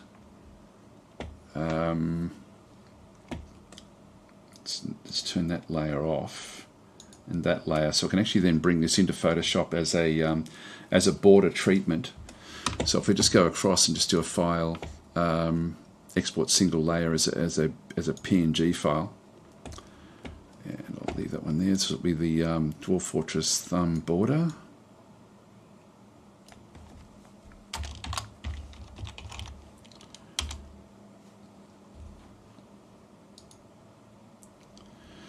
Okay, so we've now got that as now this one won't multiply, unfortunately, when we do take it back in there, but it's still going to be probably okay, I think. So we'll just leave that where that is. Just do another quick save. Just get Photoshop open. And I'll just set up a 720p area just so we can sort of see what it looks like. I don't think that YouTube will take 1080p thumbnails, unless they've changed it. I haven't looked for years. I might just have a quick look and see. Just so if I can make it 1080p, I will.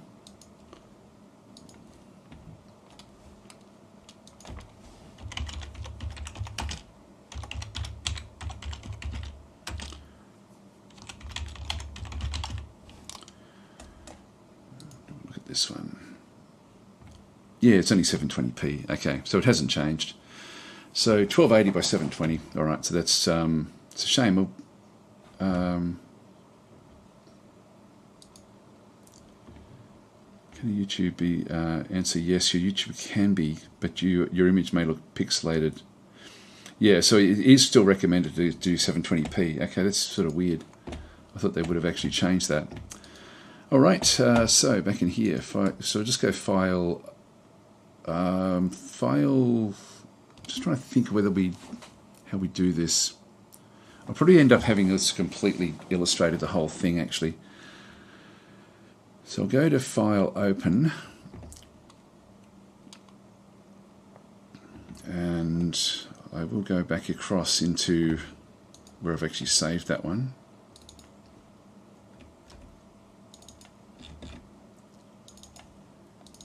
That's tactic. Illustration 2022. I'll just bring the ping file in.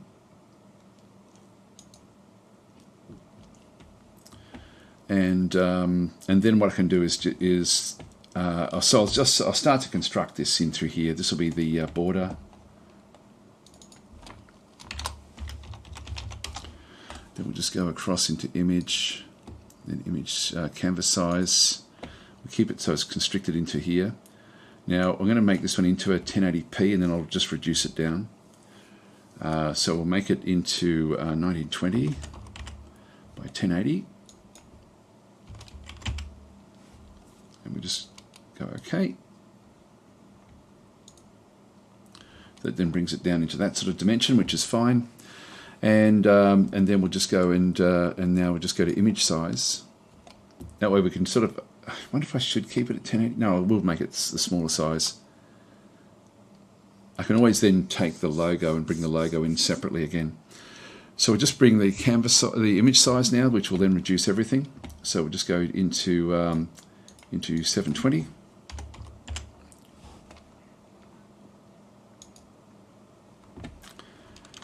And that's now at 100%. That looks okay. So, and then I'll, yeah, so that actually does look all right. Actually, that's that'll be fine. And then I'll just put a blank color in underneath it. So just go and add in to the border there. Yeah, so that'll actually look fairly nice. Right, so add in a, actually I won't do that, I'll get rid of that. Control Z. Now, new adjustment layer here. I'll just put a solid color in for now, and I'll just go back into another bone sort of color. Just so I've got sort of something in there to have a bit of a look at.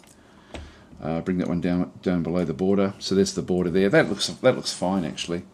And so if I then bring the illustrations in back over the top of this one here, and so above the border, I'll now just go and bring in the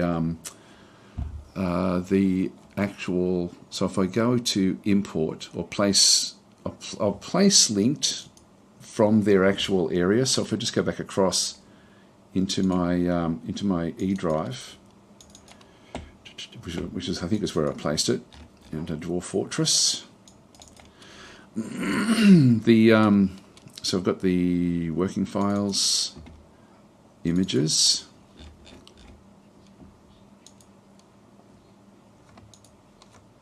Go that one to start with.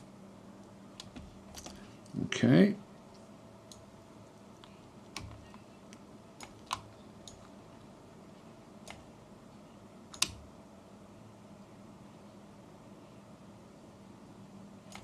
This will then give me a good feel for everything else that I actually have to do here. Actually, they've gone with a more of a 3D look.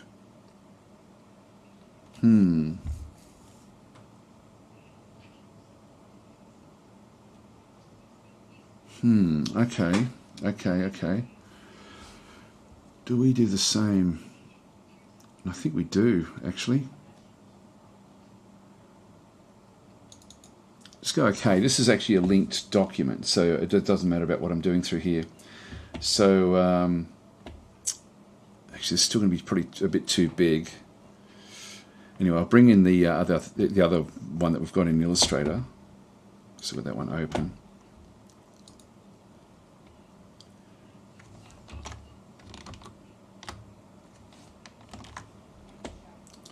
It's a smart object.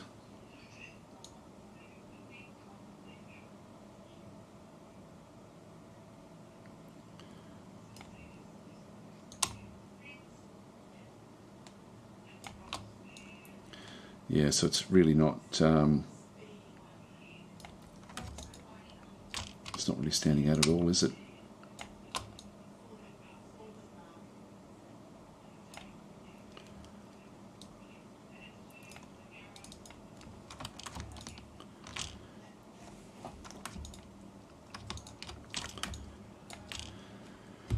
Okay, so certainly the colours that they've got there. Let's just see if there's anything we can do in here that will actually sort of help it. If I bevel and emboss it, what would that look like? Pretty crap. Contour it. Texture it. It's better than without it, to be honest. It's at 100%. It does stand out better.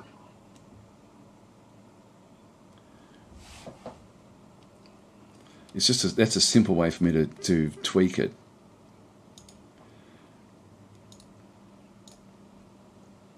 Puts a stroke around it, which I don't really need. Inner shadow. Inner glow may help it a bit, I think. Satin. Nope. Color overlay, we don't want that. Actually, does color overlay have opacity?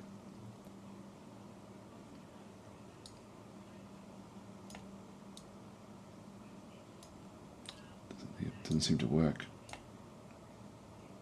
Oh, hang on, I've got gradient and color overlay on. So if we went and made this one into into more of the sort of reddish tones, yeah, that would actually work out okay. I could then sort of push it a little bit in towards their sort of color tones, and just click on OK, and then that's not bad. Actually, that's not bad. And then if I use a bright yellow underneath it, that'll do. Actually, I'll just leave it like this for now, and I can always come back and tweak this. Probably putting the extra light underneath it would actually then make it look a bit better. Let's cancel that and actually just ditch it. I'll still keep it the colours that were there originally. I'll just save what this actually is. So this will be save into my video storage area. Dwarf Fortress. Thumbs. I'll actually make this into a new folder.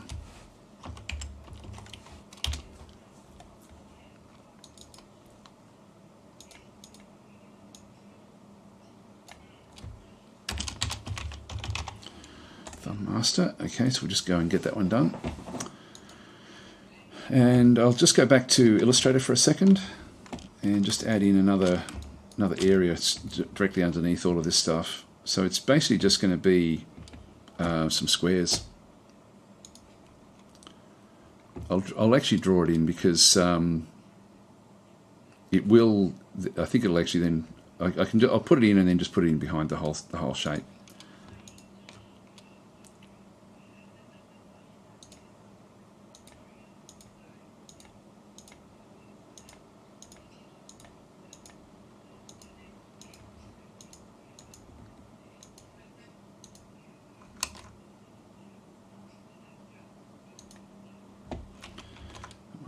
Join.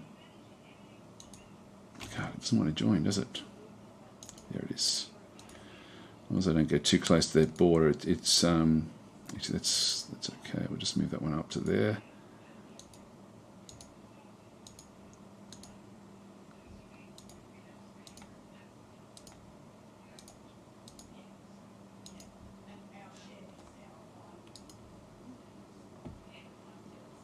Which will go up.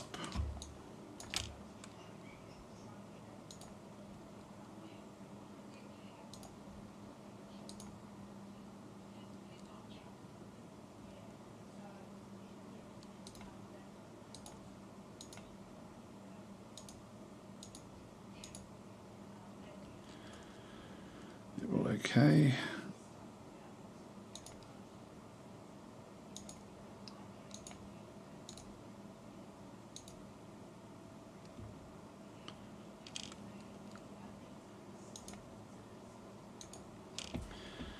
All right, so this one here, if we just now go and grab this one and make this one into a bright yellow, and probably even brighter again, actually. I'll just see how this one looks. It needs to actually be a lot lighter than what we're seeing through there. So this will then give it the base. I'll just go in and tweak this actual colour.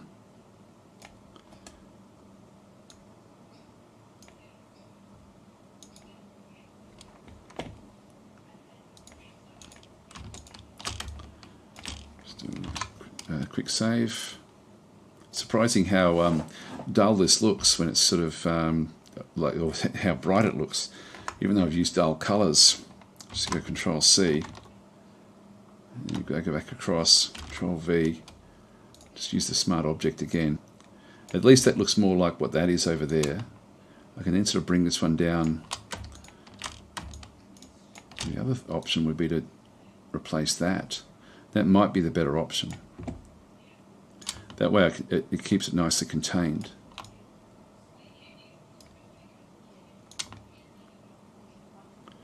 That would actually work.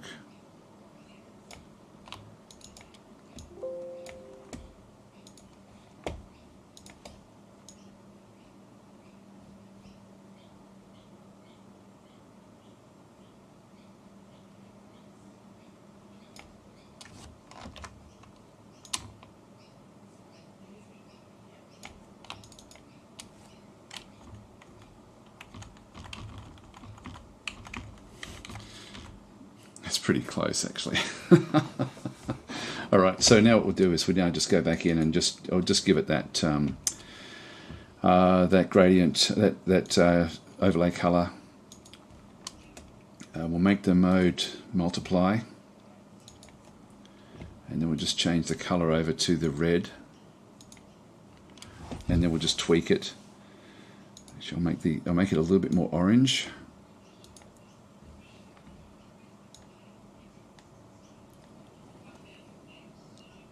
I want it to still stand out as being a bit different.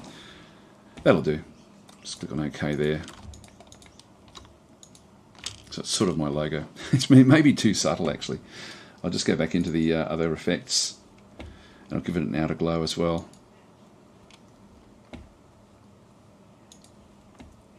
I'm happy with the yellow. Just don't know the size of it.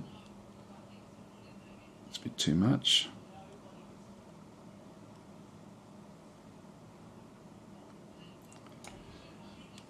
Spread.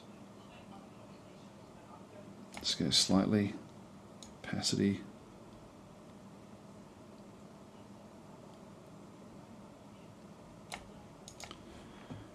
Color. I think we're going to see that.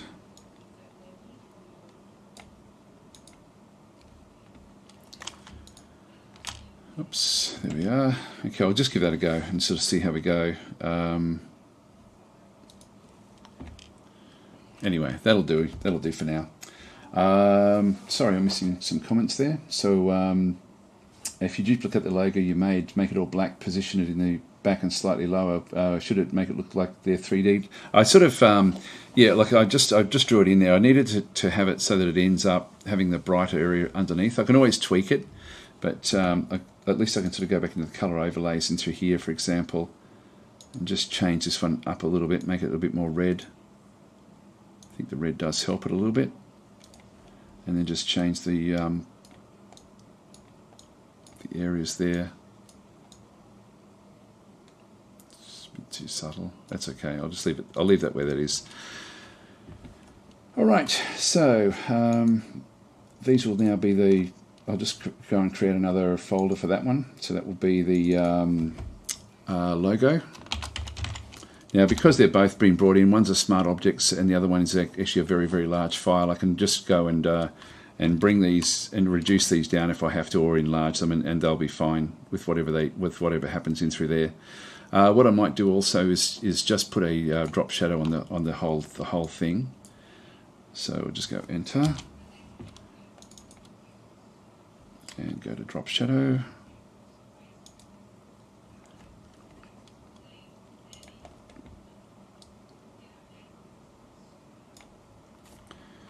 And this one is going to be opacity of around about, say, 50. Let's just try that. As well as just make it a bit softer. So size of around about that size. The distance there, not too far off. We don't need any spread at all. That'll do. Our blend mode, of course, will be multiply.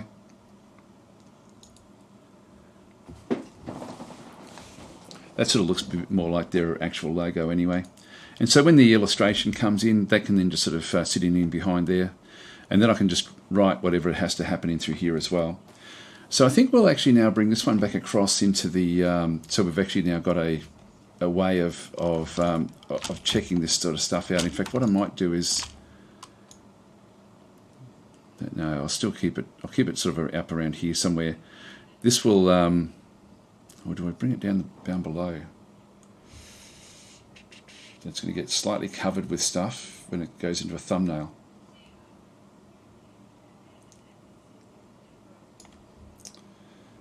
I'll leave it up there for now. This will be fine for what we need.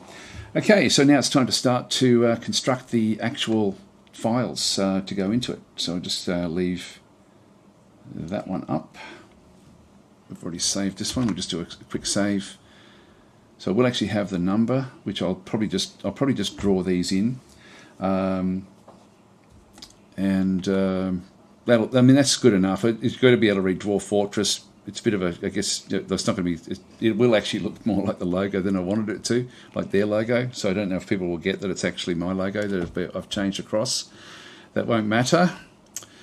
I do like that I've actually made these manually done. The border does actually stand out really quite nicely here. So that's actually fairly good. And now it's just a matter of going in and grabbing the, doing the actual illustration and also then the text. So I will do just do a quick save here. We'll then just go and grab. Do we want to bother? In one sense, I think what I'll do is actually bring this in as a master. So let's just go and file, save as, and we'll just make this into a ping file.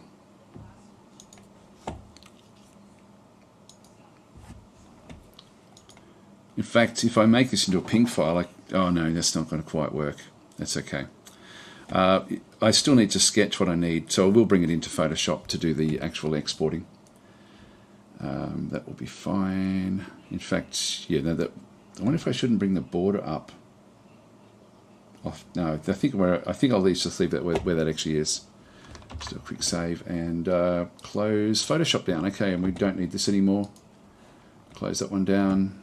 Clear the clipboard, and we're back into here again now. So now with the border, I'll just turn the border off. Actually, I might just leave that, and then we'll bring the other one in over the top because we only need it as a reference now. So if I just go back across and just go to File, Import Image, that will be Dwarf Fortress, Working Files,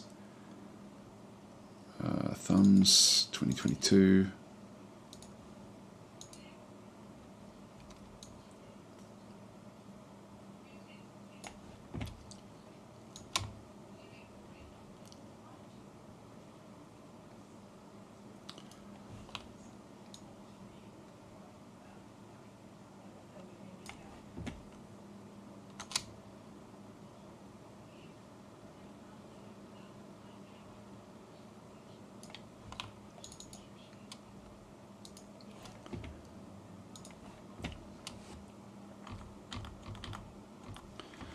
That's sort of where that will end up being. Okay, so that would just give us a bit of a visual reference. So we can sort of get rid of the borders and just have this as the actual sketch area. We don't take this one out of here, so I'll just call this one reference. And we'll just reduce the opacity down a little bit, just so at least we've got an idea of where it would actually end up going. So if it gets in the way, it's not going to really matter that much. So I can now sort of put back in the base. I will actually keep it as a bit of a bone color, I think. Logo. Yep, so that was, we'll just keep that one off. This is now sort of the concept. I can now start going back into concept areas. That one there we didn't do anything with, so I'll just go and delete that. We can now get rid of this layer completely. and our border is locked away. So I'll keep the border down the bottom here. Logo, actually I'll keep that down the bottom there as well. I mean, the logo is really just a whole mishmash of nothing much, to be honest. That was more just concept sketches. I think I might just ditch that whole thing now. We've sort of got what we need in Photoshop, so let's just get rid of it. There we go. Okay, so time to sort of start to go through the actual concepts. So I'll lock this one away as well.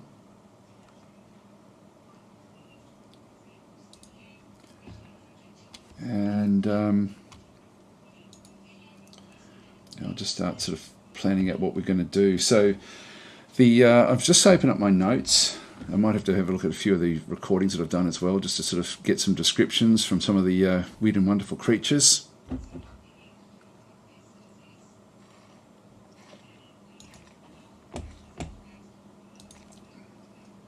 So there will be some spoilers in here, I guess.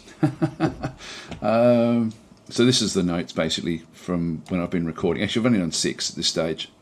So I'll be doing more of these. So actually I've done 7. I've got Where to Embark.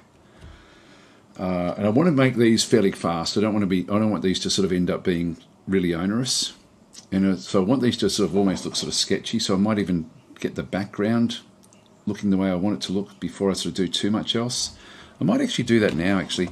What I was going to do is just make literally a fairly sort of grubby looking parchment type background, and then actually draw over the top of it. So I might do that now, actually.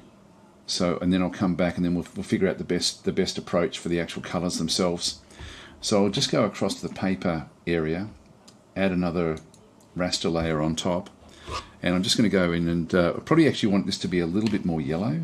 Actually, I might just make this one go back up to, just unlock that, make that one go up to 100%, just so I've got a bit of a feel for it. Then I've got the, which way should we do this? I'll go with the brushes, and I'll go with a mess maker.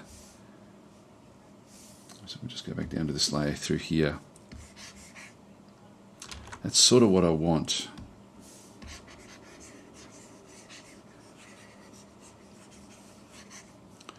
Make it bigger.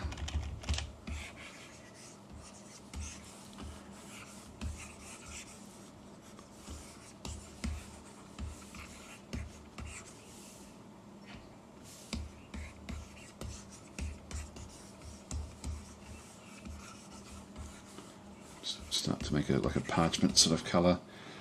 Let's make this colour underneath a little bit brighter yellow.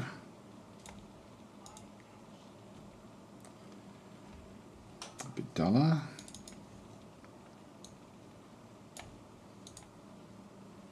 That's not bad, actually. It's fairly bright and colourful.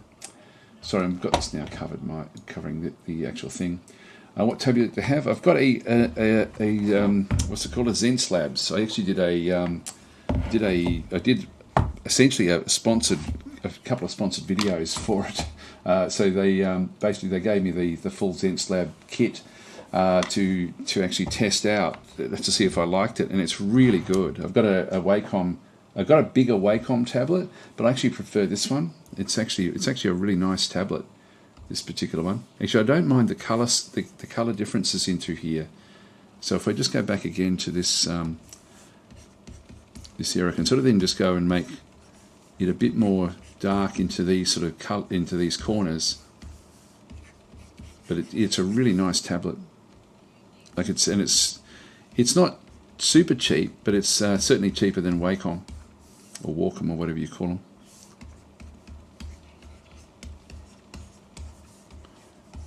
Get that. That's looking nice and gritty. I think that sort of does look like a Dwarf Fortress sort of style, and it's still fairly bright. Make it get a bit more red.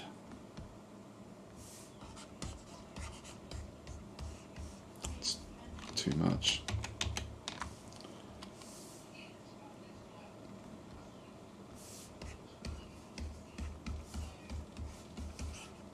Don't like the yellow either.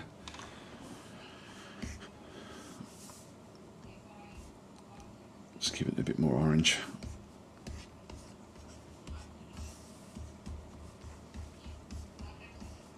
But overall, I think that actually has got a fairly nice sort of feel.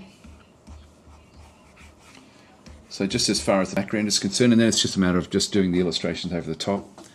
Let's go a little bit more yellow, a bit more bone. Just get some more subtleties, I guess, into the actual, the base. Actually, you probably don't want subtlety in reality. Maybe just a little bit in there.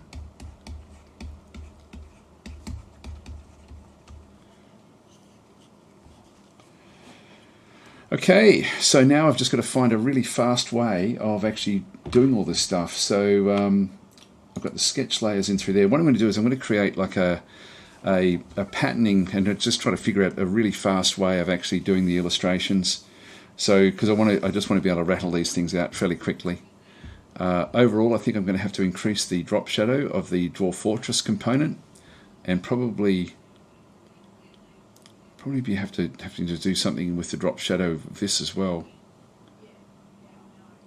It wouldn't hurt. So yeah, but I don't mind the overall look of this. I think that this actually doesn't look too bad at all. So we'll go across now into the what is it?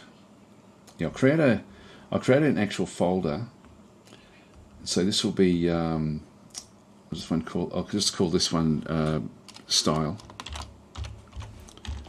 Master, and inside that I'm going to then start to have like a series of different sorts of things. I can then just copy this one. So this one will be pencil.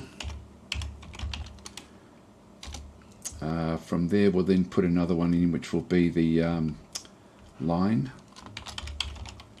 And with the line, I'm going to go and make this one also into a grayscale and just have black.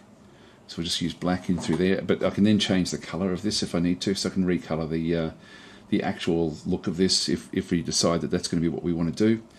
I think black will be too strong, to be honest. So I'll probably end up using like a more of a grey color.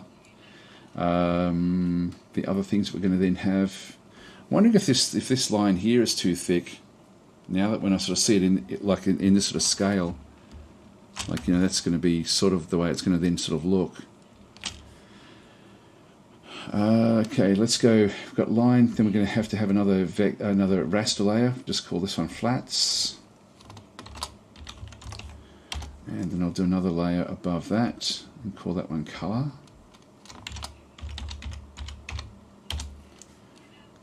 So that will be our style master.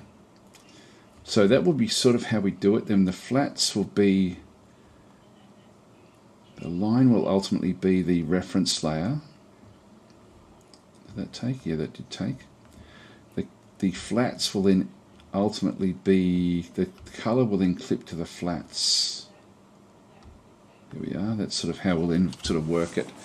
That should be simple enough for us to then sort of get some things done. So if we use this as a sample, I can then just go back across and duplicate this.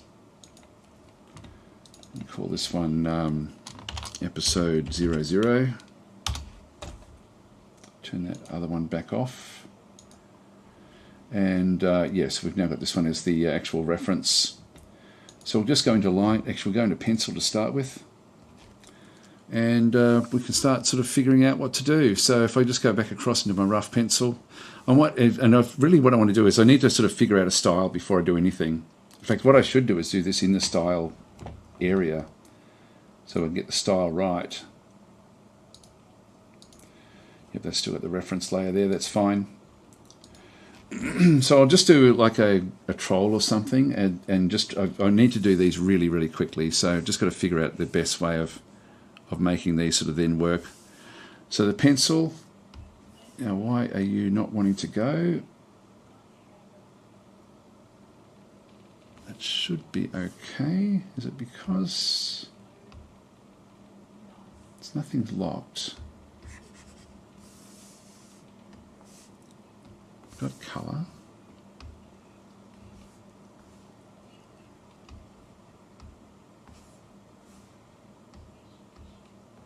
I'll just do a quick save.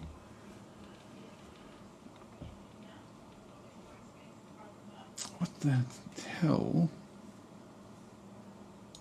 Get into pencil. Okay, there's something weird going on in here.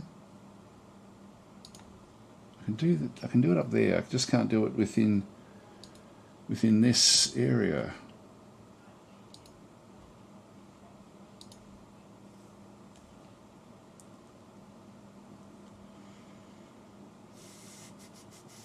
Doesn't make sense.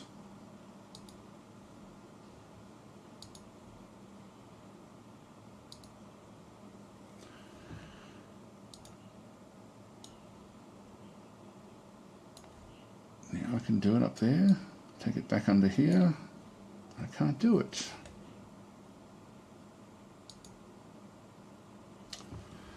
That's very, very strange. So yeah, I'm not sure why that would actually do that, to be honest.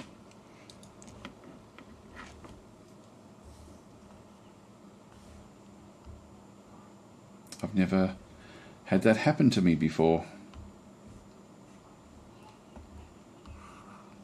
Let's just reset this one. If we just go to pencil, flats, color, and then the line. So these now all work.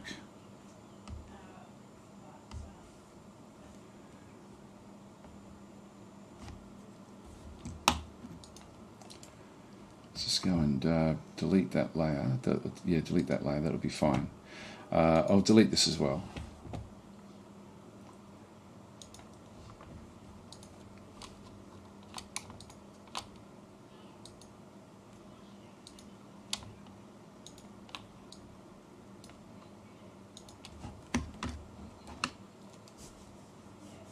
And we're okay now. Who knows? Who knows why that's the case? I've got no idea why that would be the case. So in our pencil layer, I can just use the rough pencil. So I want to be able to create things like in minutes, not in hours. And normally when I do like an illustration, it does take a long time. So with the pencil, so this will be just for concepting. Like, so for example, if we're going to be doing a troll, what I'd probably do is just do a little bit of a thumbnail, just try to get a bit of a feel for how this would then sort of work. So we have Dwarf Fortress back up and through the top there, and I'll just have a look over its shoulder. I'm going to have to figure out a way for these things to be, I guess, interesting. And so it won't just be a matter of just drawing. I'll have to actually draw something a little bit more sort of interesting in through here. I'll just have a claw there, a claw there.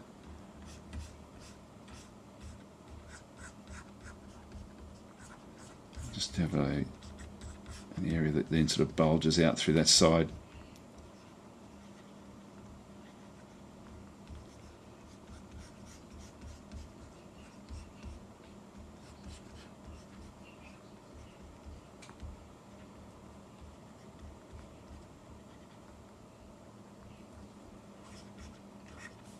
Okay, we'll just put his ear out this way. So this, I don't really want to make this into an actual illustration. I'm just going to, although I do actually have a troll one. I just want to get an idea of the style of what I can actually then go and use. Did you go to art school or you're self-taught? I'm self-taught for illustration, but I did do a graphics design course. Nothing at all to do with illustration though. Yeah, I'll just go and move this one down. Whoops, I've just screwed that one up. That one came from in here, I think. Oh, damn it. I've brought that in. I've just dragged that out of where I normally keep it. I'll see if I can actually drag that into... It's not going to do it, damn it. What a bugger. Okay, I forgot how to make that one there now go back into where it was. Control Z won't do it, no. Okay, so I've actually drawn out one of my illustration pens out of this area. So I'll just go back up into here, lasso selection.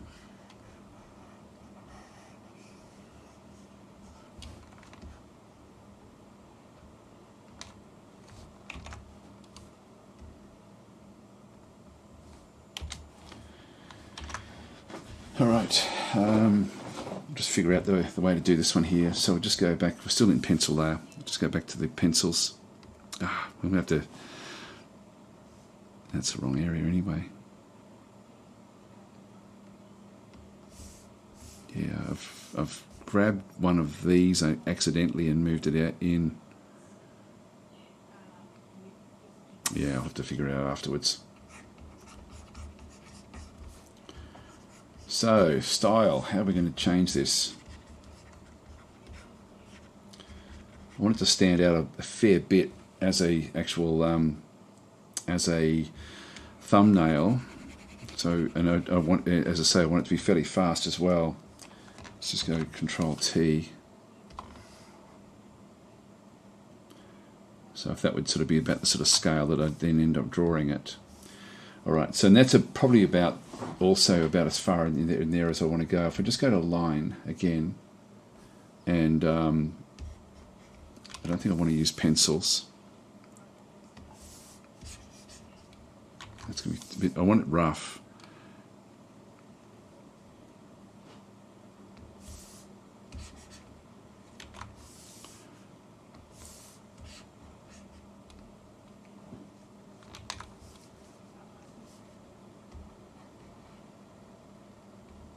Too rough.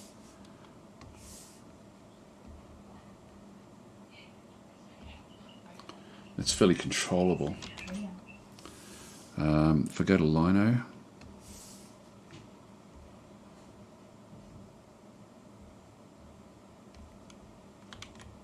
try that. I'll just make this a bit bigger.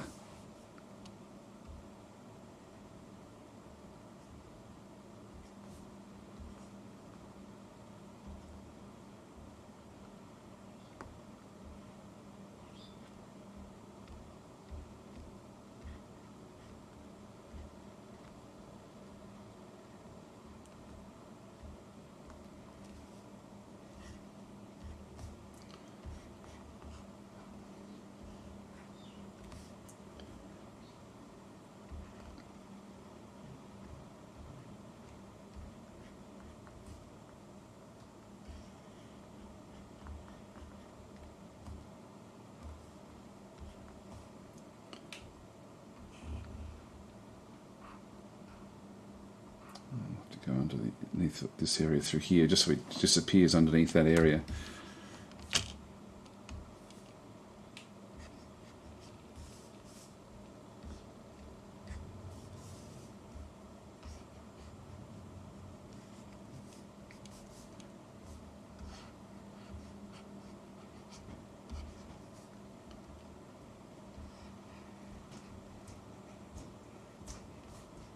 Again, I can be pretty rough with this, and it will. I think it'll sort of look okay.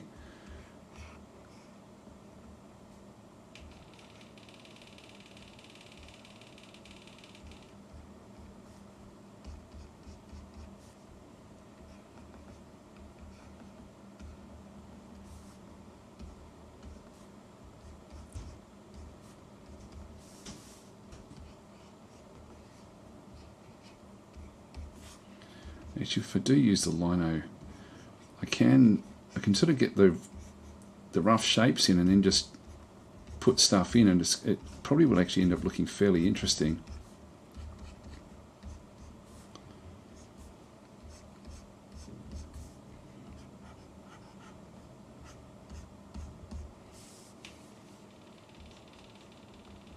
It sort of suits the parchment style as well. Let's turn pencil layer off.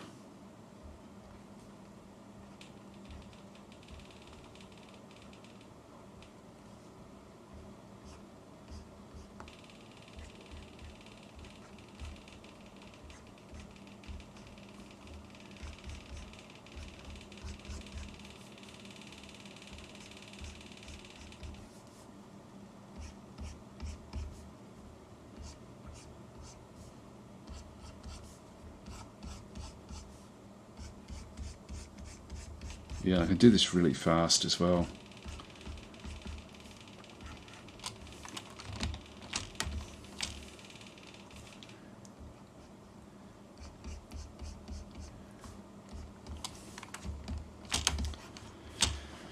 Okay, and if I do actually contain it all, like if I go back into the line, I can then just sort of go and drop in the actual colours very, very quickly. I might try this and just sort of see how this actually works. I'll probably need to have like a line, an outline, and then a detail, and that way I can have, like at the moment, if I start to sort of cross things in here, it's going to this would be on its own sort of layer, all this other stuff. I think I'll do that actually.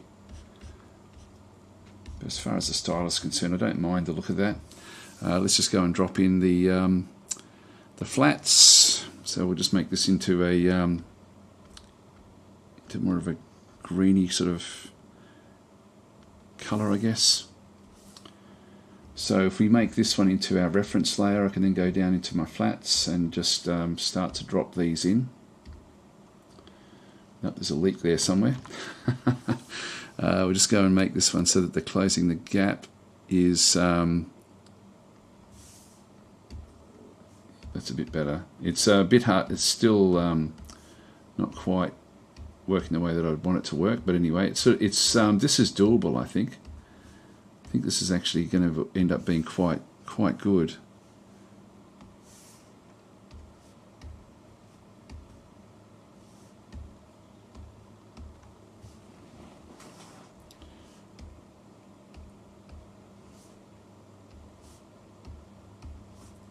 Yeah, so if I put the detail layer on another zone, I can also just go across and grab this.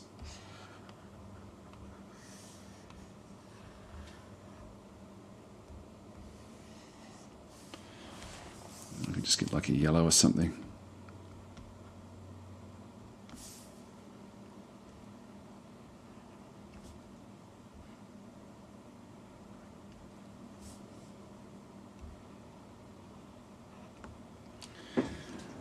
I actually don't think I need to bother with an actual reference layer. Like this color layer is, I mean, maybe if I do go back and just use a brush to just brush over the top.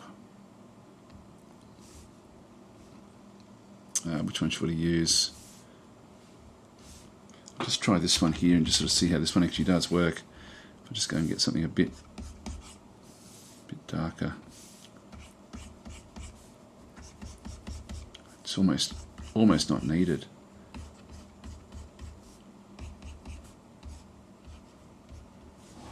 I guess it helps a little bit just having just a real rough texture over the top.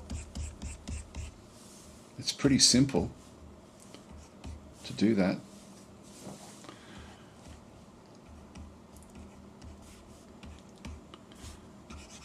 I can make it really sort of sketchy then as well. So that's a Fab 2. What else have we got? It's about the same, but really I think the Fab 2 actually does work better. Yeah, I think it's a rougher sort of feel. And so at thumbnail sketch, that would be about sort of where we are. So I can just use, if I use the paint layer to actually then sort of do this one to just define light almost. I can just have it as a very, very rough aspect to it.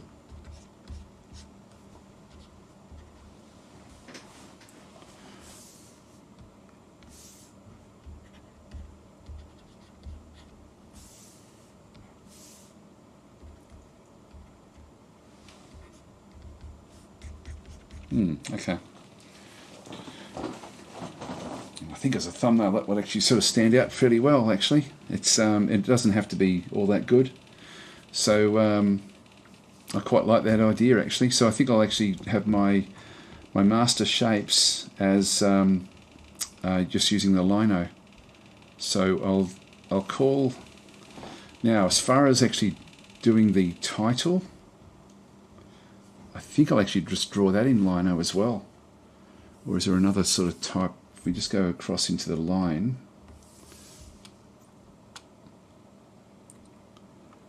you've got the lino cut there.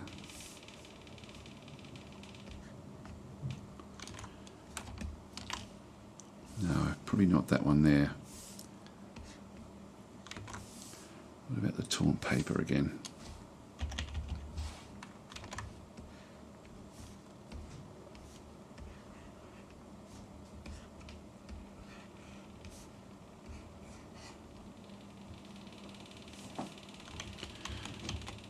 It's probably a little bit too rough.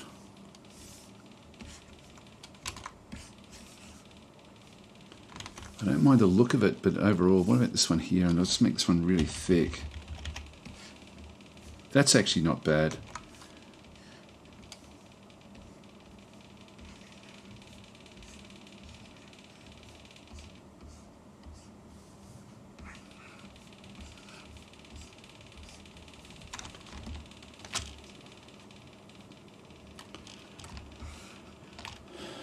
Yeah, that will, I think, then work, and I can then just put the numbers in through here as well, like, you know.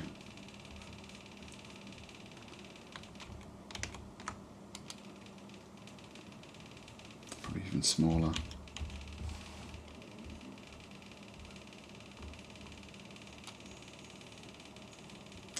Yeah, that will work, I think. I think as a style, that will actually that will be fine as far as doing what we need. And so what I'll do is I will actually go and do. So I'll now set up basically what I need to have as my master area. So I'll just go and create another folder. So not inside, but on the outside here. This will be the master style. And so inside there, we're going to need to have a pencil. Sketch, actually let's call it sketch. Above that we need to have a this will be flats. I won't worry, actually I will have a color as well. Actually I might just call this one color, because it really doesn't matter. So color, I'll put it in flat, and then I can just paint straight over the top with this other one. Yep, master. Then the next thing we go is a layer here. This will then be lino outline, and then we do another one. Actually, I'll make this one into a grayscale black, and I'll just do the same above. Now, do I want to color this? If I do, I'll figure out. I don't think I want to have black, but I want it to be pretty close. So let's just go across and colorize this one as well. Where is it? The color one is this one here. Layer color. Just go and change it. I'll change it still to a dark. To a warm, very warm grey. So it's just off black actually. What I could do would be to grab this. That'll do. And I will just move it over slightly. Okay, so it'll be the same colour as the back one out through there. And then we'll duplicate this one. And this will be lino detail. And then we'll have another one just called text. So we'll just call it leaky text. And I won't do that one I'll just colour that one myself. So I'll just call this one leaky text above it. So I'll just go and add another one in through there. And I'll put that one, do I put it at the bottom? I might put that, I'll keep it at the top.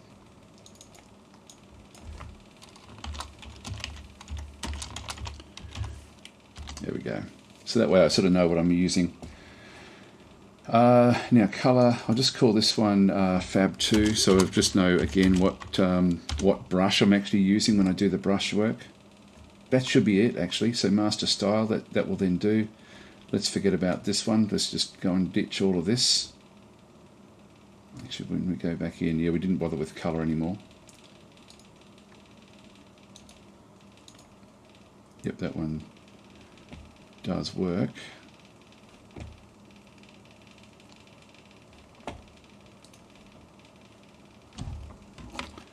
weird. It's sort of it's picking up the wrong sort of brushes and oh, hang on, I've got the text one selected. That's why.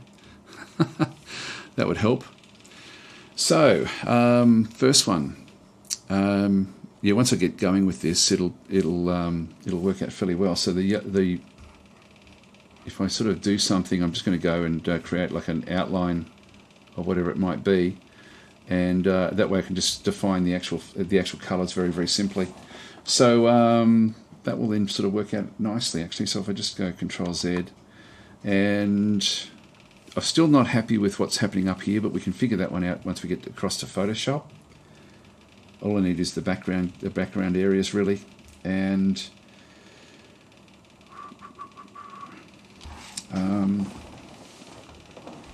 yeah, so I'm thinking I'm going to have to do something better to make this sort of stand out a bit better.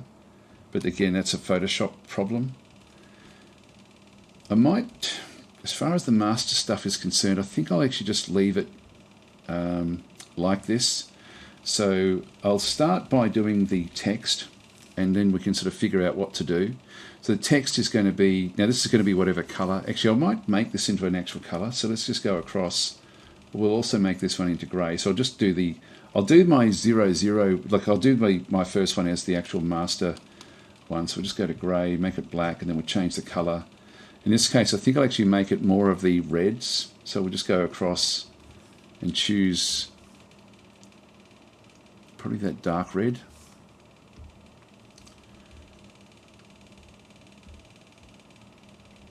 That's not what we wanted. We want the leaky.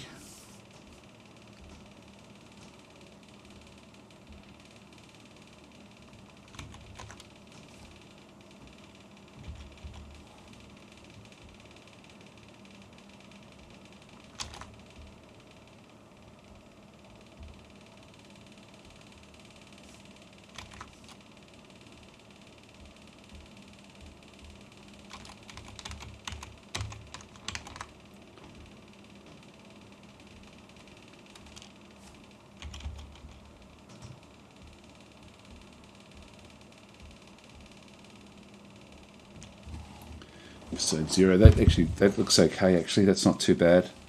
And this one's going to be, well, I'll just go back to my notes and just see what I've actually got there. Where to embark basically. And so I'll draw this one in.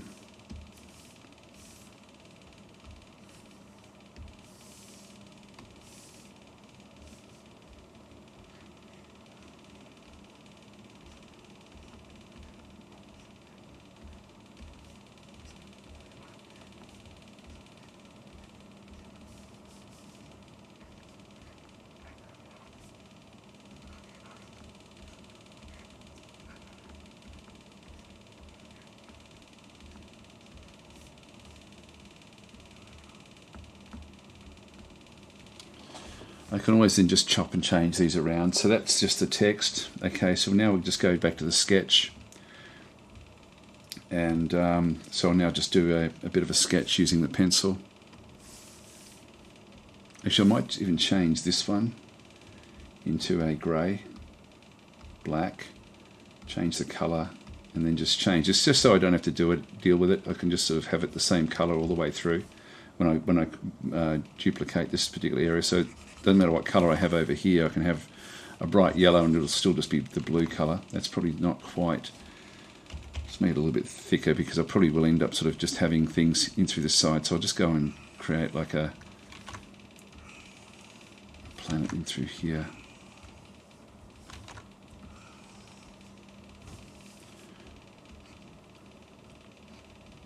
Actually, the thicker I have this, the more likely I am to then not fart about. That will help.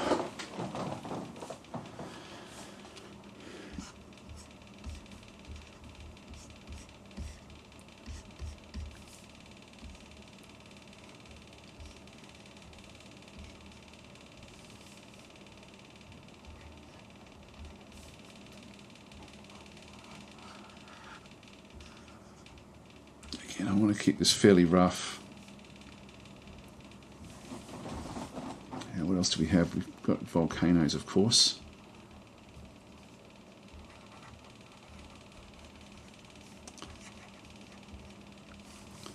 So that sort of go off that way. And we'll just get like a bit of a glow that sort of happens in around the actual place itself.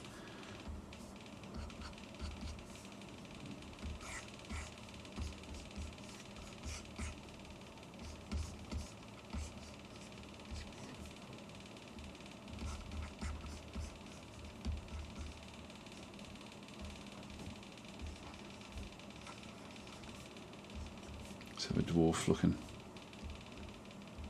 up. That'll do. Probably make him a bit bigger.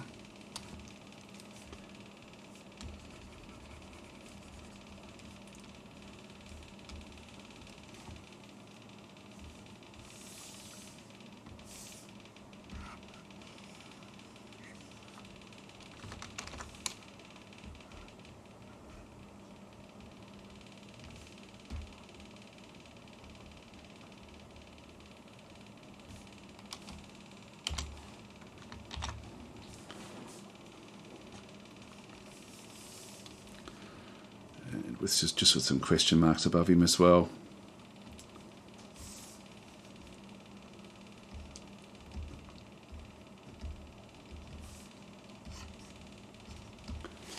Alright, that'll do us for the pencil sketch. I'll just make that go ghosted back a little bit, and we'll now just do the lino outline.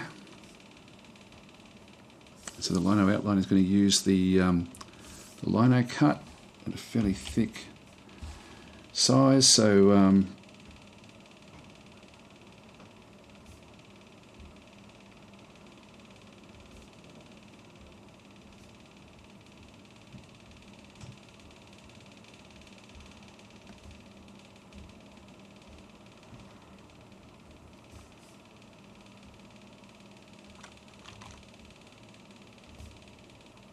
make it a bit narrower.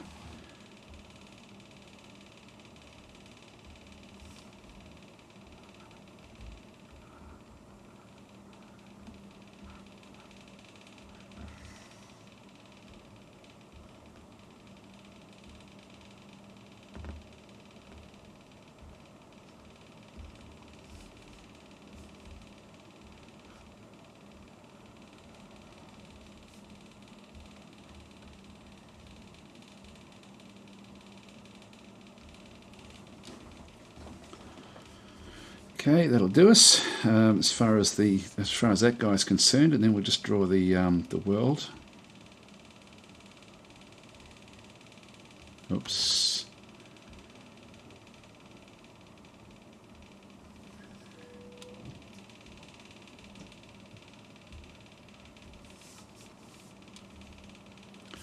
Just going to change my eraser across to. Actually, no, that'll be okay. I won't worry about doing anything sort of too tricky through here.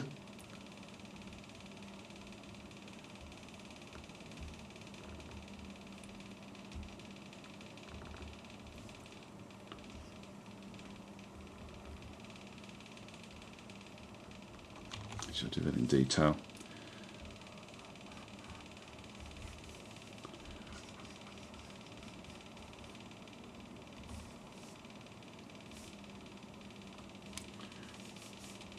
Press X, I can then just go back and start getting rid of some of this stuff. Just bring it back to the colour again.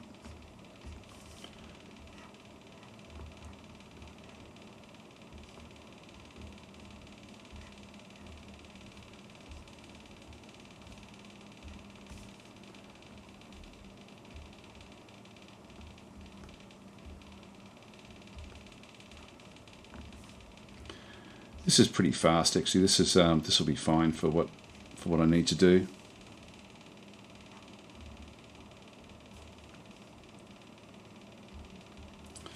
Just go into lino detail now, and now I can start to just put other bits and pieces into this.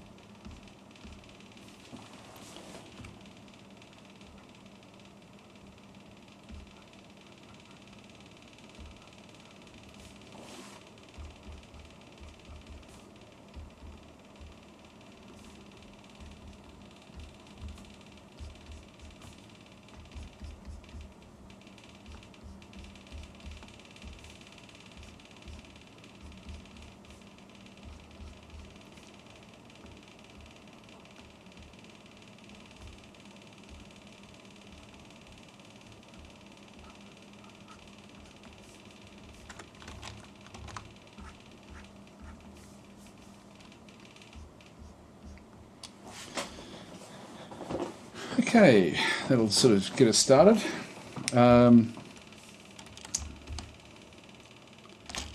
Just now go back up into full size. We'll just turn off our sketch layer. This one, the detail one, has to be our reference layer. Actually, I still can't. I'm just going to. Actually, I don't really need to have a reference layer as such. Let's just go and start to put in the actual shapes, and then we can just tweak it. So I can just go and grab this one here. I'll start with like a bluey colour, and then we can sort of figure out what to do out with it beyond that.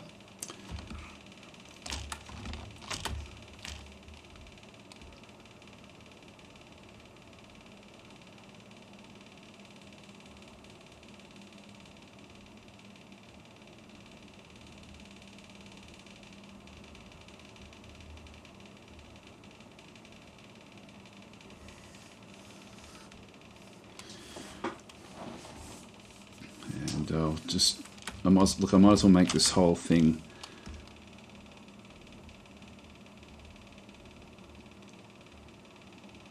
it doesn't really matter if I go over the lines in this because it's all going to be very, very rough.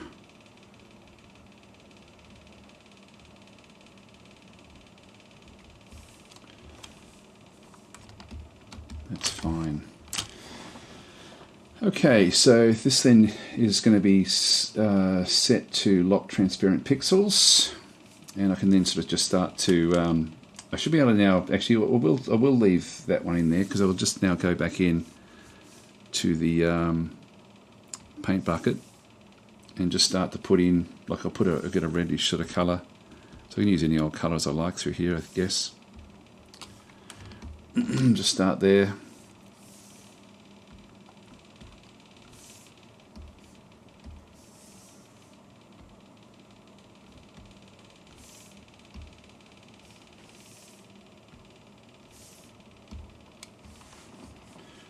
Let's get a flesh colour.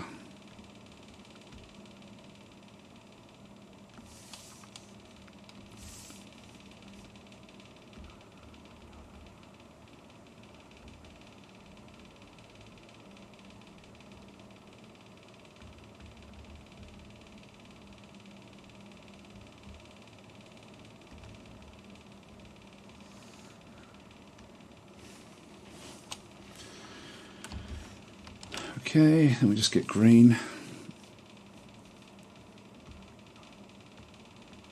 Make it a bluey green, I think, just to make it so it looks like it's fairly far away.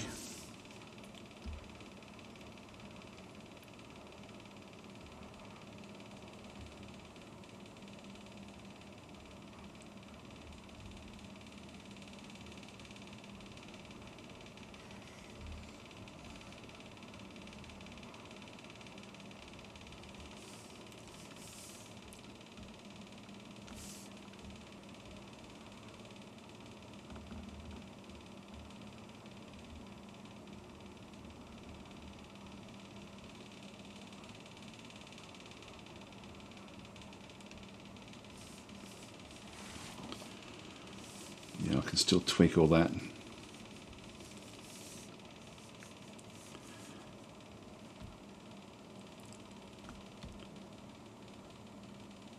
Make the smoke look like this.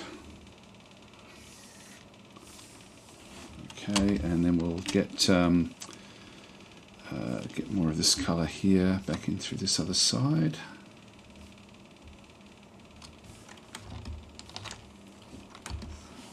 We'll actually get a much brighter blue.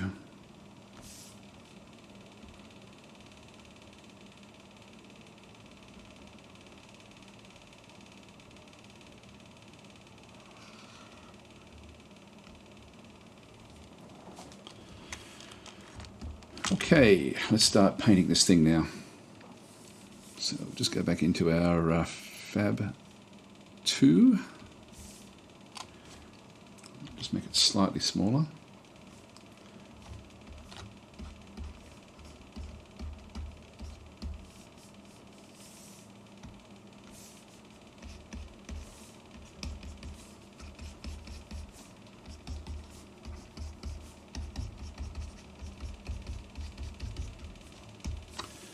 here, get a darker green.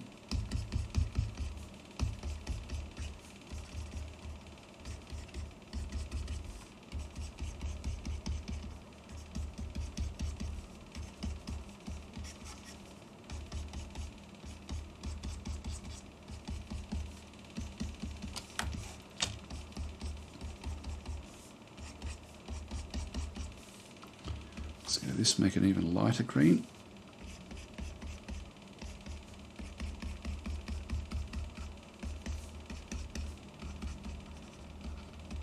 Just get some definition back in that sort of zone.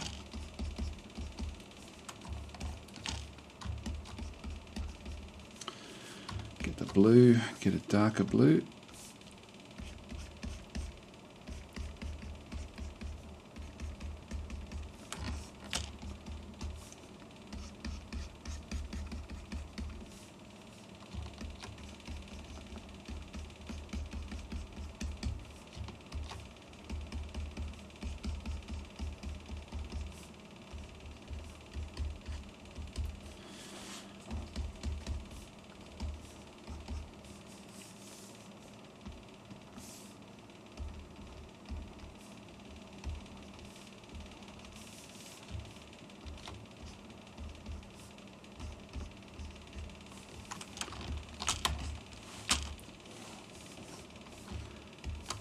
This one, just get a bit of a paler area through there.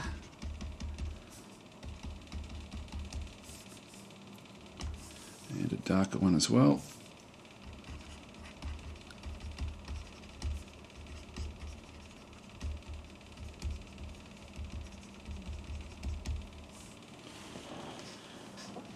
And I'm going to go and just create another layer underneath this and just get like a goldy sort of colour, because I don't know if this is going to look any good or not. Oh yeah, that looks alright.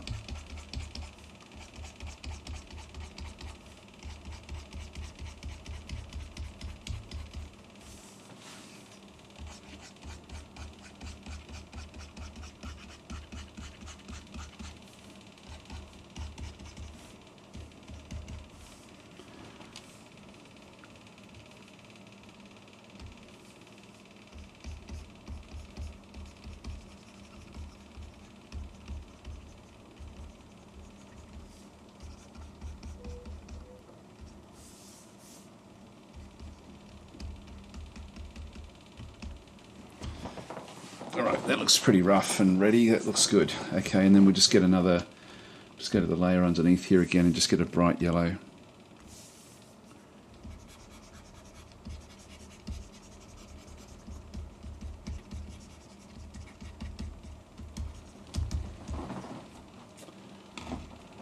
And we need some orange.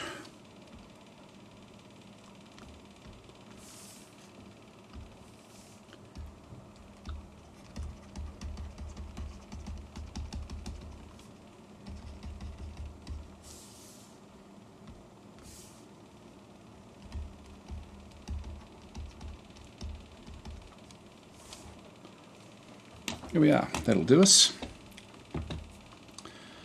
So that will be episode 0. I might pop that one online actually. I might just process it now and just get that first video up. So I'll now just turn off the turn off this one now. I'm going to have to, I wonder if I shouldn't reduce the size of this. I might do that now and just see what actually happens with this. If I just go across into edit,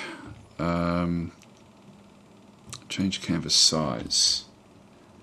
I'm going to make it into a larger version anyway, but let's just make it so that it ends up being a 1920 by 1080. That way it'll sit pretty much on top of where that other panel actually is. Just click on OK.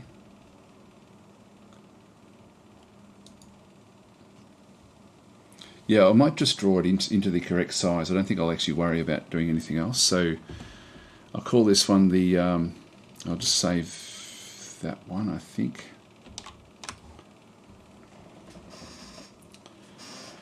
And I've still got to figure out the best way of getting this to work. So I think what I'll do is I will actually come back in and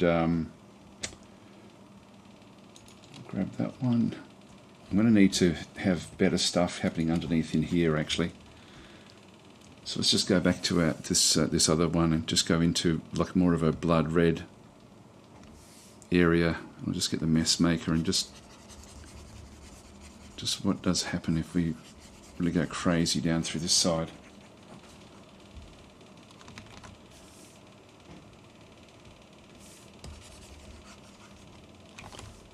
It is better.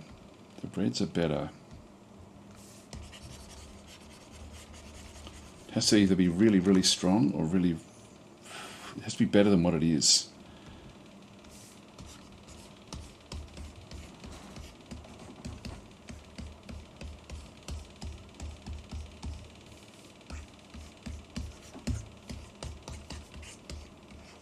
No, I just have to tweak the way that the way that this then looks. So this side over here will always be a bit like this, and then I'll have to then figure out a better way to get the Dwarf Fortress sign to work, the actual logo itself. It's got very, very colourful though, which I like.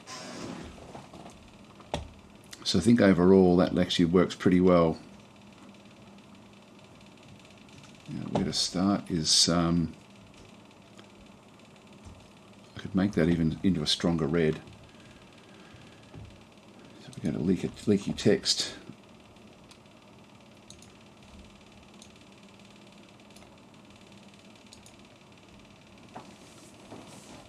Yeah, that does look better. Actually, it's a stronger colour.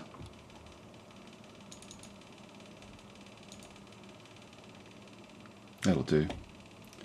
Alright, so we now just turn off our, what does layer 2 have on it? Nothing by the looks. Just turn that one off for a second. So that's our actual base. Just do a quick save. That will actually work pretty nicely.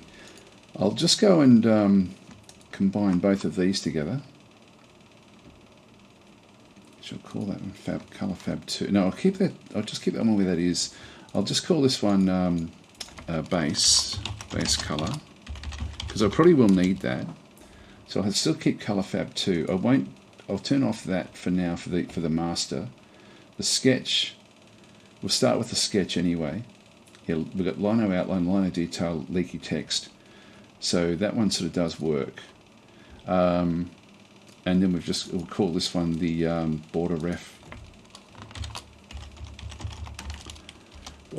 There we are. All right, so that's looking good. I like the look of that. So that will be our style. Just go and duplicate this layer, and we'll just call this one episode 00. So I will format this one and then sort of publish it, because that way at least I've got something up online and getting views at the very, very start, and then I'll just do the others. I can then rattle through the rest of them straight away. So I'll just go and process the first one. So if we just go across into here, and that way we can still get the other bits and pieces exactly what we need them to do. Just do a quick save here, and we'll just do File, Export Single Layer. This will just be a JPEG. And so this will be, so I've put it into here. Dwarf Fortress thumb 00. I don't normally spend a sort of time doing this sort of stuff, but this will do us. Okay, so that one's now been placed, and now let's just minimize that, I guess, and just go back into Photoshop again, and then we can start to sort of build the various pages for that.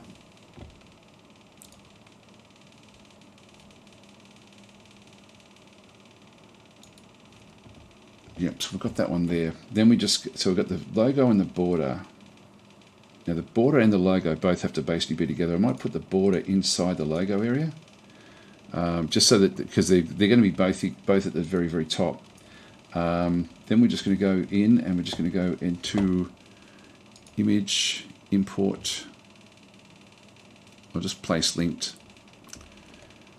In this case, I probably should start to bring everything else back across to here, because that's just going to be a pain going back to this one all the time. Where are we? Where are we? Where are we?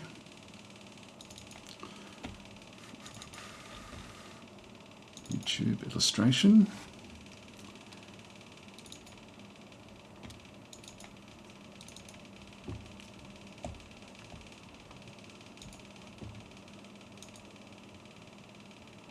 And that will come in at the correct size.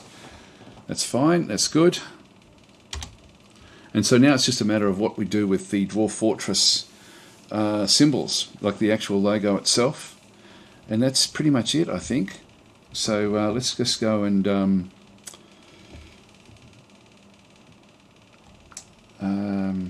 yeah, so in the logo itself, we've then got the Vector Smart Object, which is that one there. We've also then just got the, actually no, the border's got their own, we don't want the border to have the same FX, so we need to bring that one out. Just bring that down below that one for a second and then bring it up above it, just so it sits there.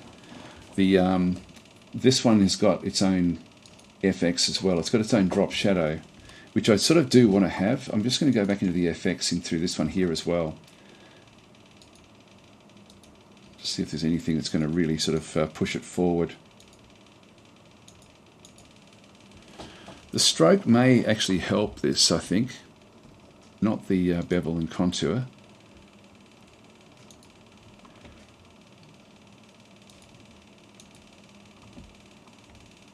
This is going to cause an issue through here, but maybe we still don't worry too much about it. If we just go to size and make it sort of fairly thick and meaty.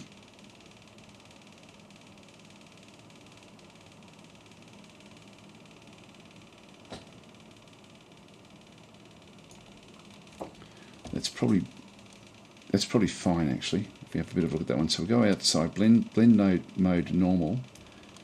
We'll keep the color black. I was thinking of actually making it white.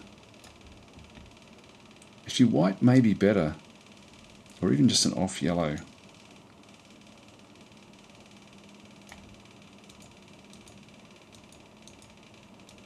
Yeah, that's fairly bright.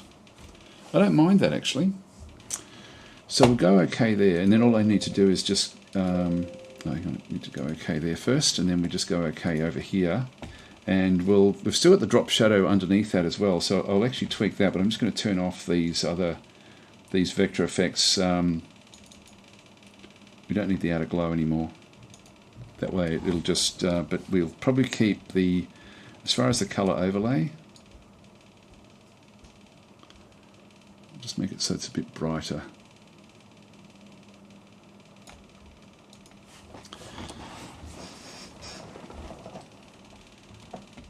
Now in terms of the other bits that we have, I'll just get that one to come back up. The drop shadow, we'll make this one go further.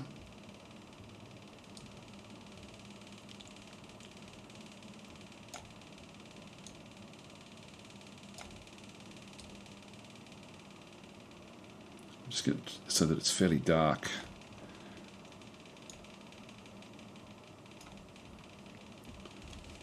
That looks alright actually. That does sort of make the Dwarf Fortress bit of it stand out fairly well. Now if we go back out to the stroke,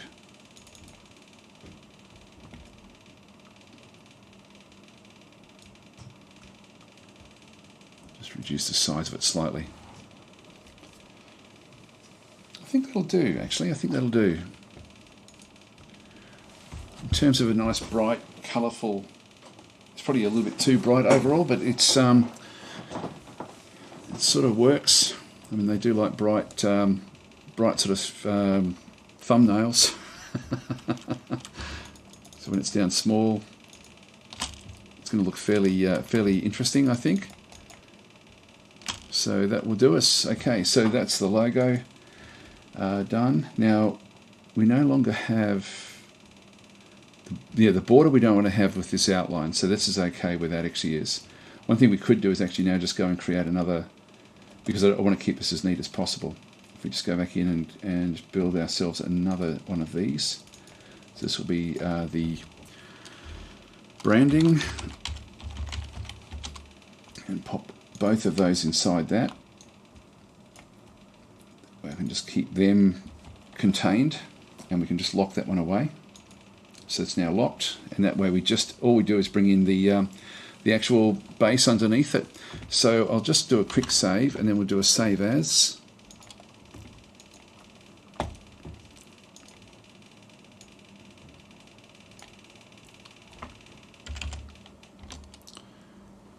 Hang on, I did the wrong thing.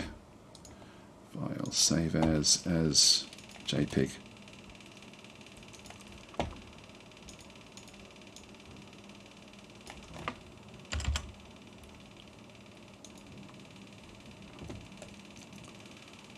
Yep, that looks fine. Okay, that's good. All right, so what I'll do now is I'll just quickly go and format the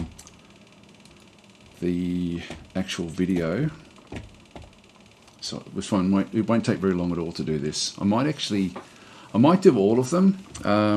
So let me just go across and see where I've got them. Video, oops, not dump. Let's play game. So I've got, at the moment I've got up to 3. I've got 3 more that I recorded. So that will be the last 3. Now I've got 4 in there. That was only 11 minutes. This one's 37. So what did I do there? I might have screwed something up, I think. Welcome! So a quick look at the back end of this. What did I do? Oh, I know what I did. I channeled up where I shouldn't have channeled up. I'm pretty sure. Water pressure is. Yeah, I'll just double check. So I think I had to re-record that one. Welcome gamers to episode 4. Yeah, this is episode 4. Hang on, is that right? 4, 5, 6. Yeah, I think I'm okay. So I think this is it.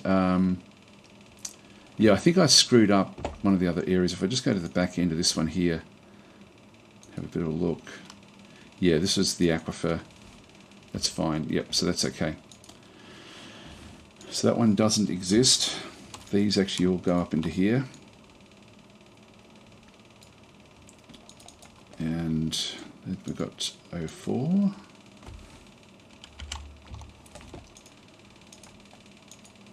05 and 06. Alright, so I'll just quickly process these. So I'm going to do handbrake. And then batch scan those. So there's 7 of these. Yep, that's the one. And just add all and start the queue. So we're just going back into the process area. I'll just double check this when these come in. So we'll start the queue. And just take a little bit of time to actually get those through. Actually, that's going to take longer than I thought. It's going to take 4 minutes. That's only for the first one, actually. I'll let them continue on anyway, and in the meantime, I'll then just go back and have another look at the next one.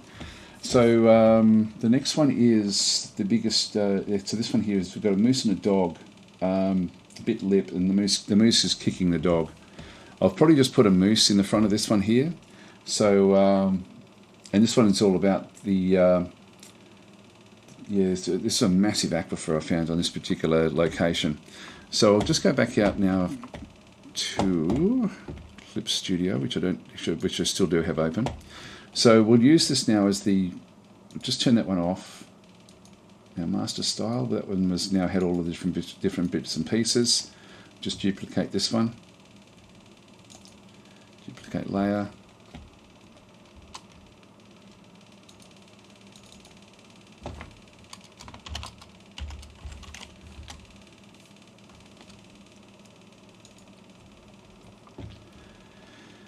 Okay, so as I go through each of these, I'll just turn that one on, and I'm just going to delete all of the text. We can then have a look at the master when we need to have a look at it.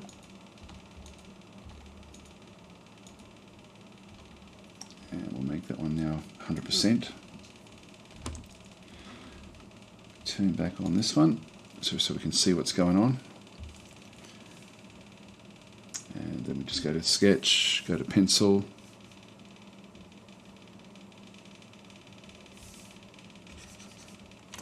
Yep, nice and sort of thick. Now, what does a moose look like? I've got no idea. So what I might do is I might do all my pencil sketches all in one go. So I'll just go back to here. So I'll have, now that this has got nothing in it, I'll just get rid of that. Actually, no, I don't want to use that at all. Yep, that's fine. I'll just set that one up. Duplicate layer. It's going to be 2.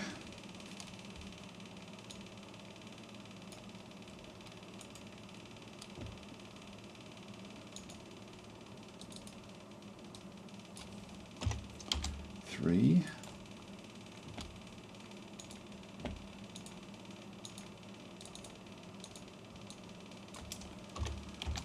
4.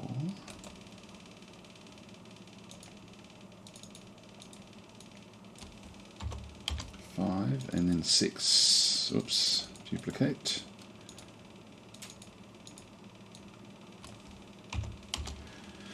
Alright, so just go Control Save, and so we're now up to episode 1.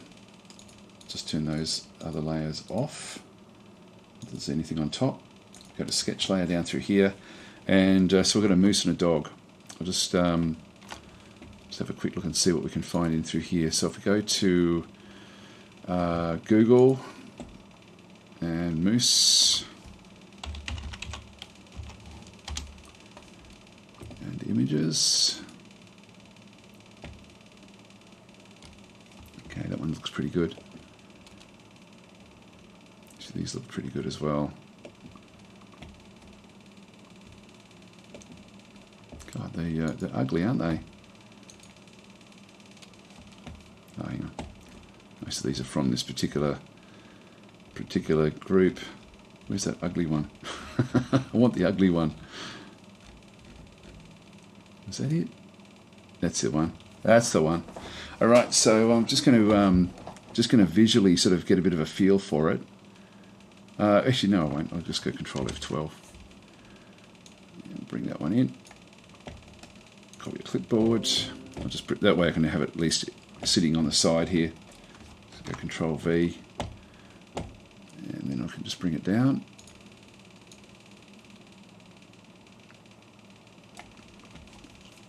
All right, time to sketch.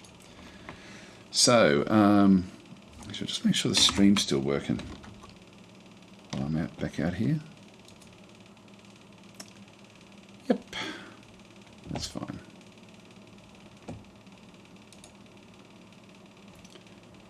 Yeah, okay, that's interesting as well, that one there. But this is almost the angle that I actually want to have in here. So, so as far as the sketch copy is concerned, we then just go back to the pencil, and so what have they got? They've got sort of like their eyes come back in around through this sort of area. We've got it's going to be too big.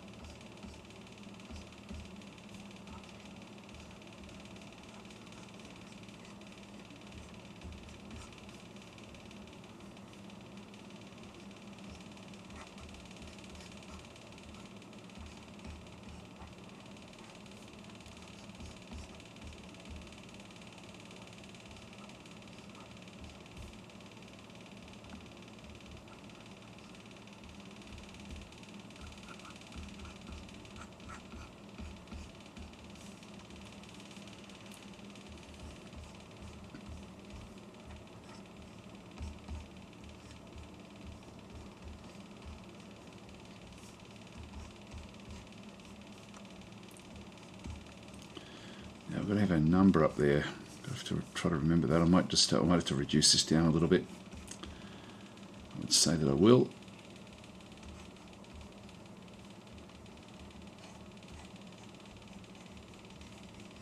Just bring that one up.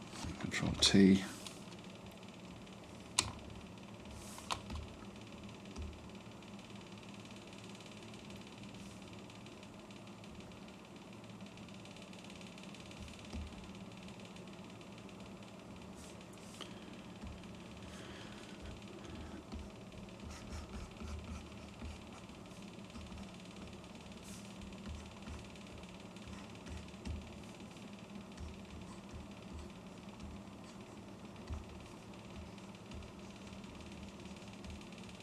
So I need to keep that down at the back there.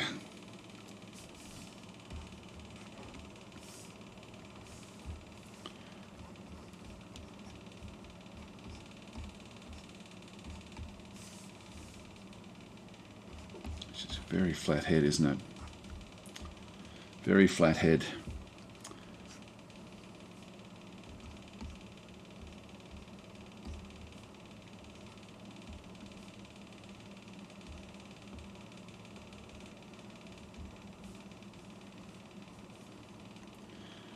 Yeah, the dog.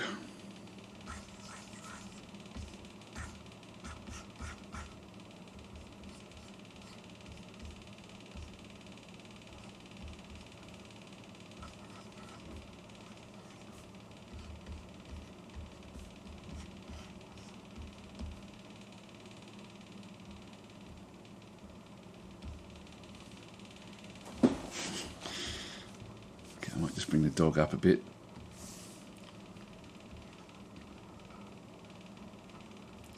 Not going to be quite right.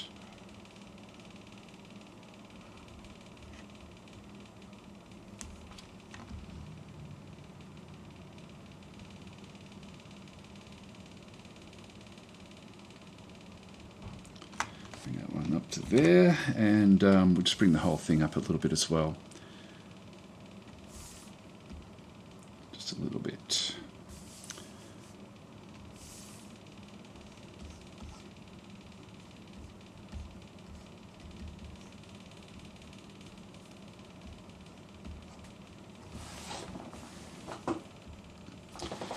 Actually, I will just do them one at a time. I think it's this way. I can just sort of just focus on. I know what I'm now sketching, so I'll just make sure that this is. There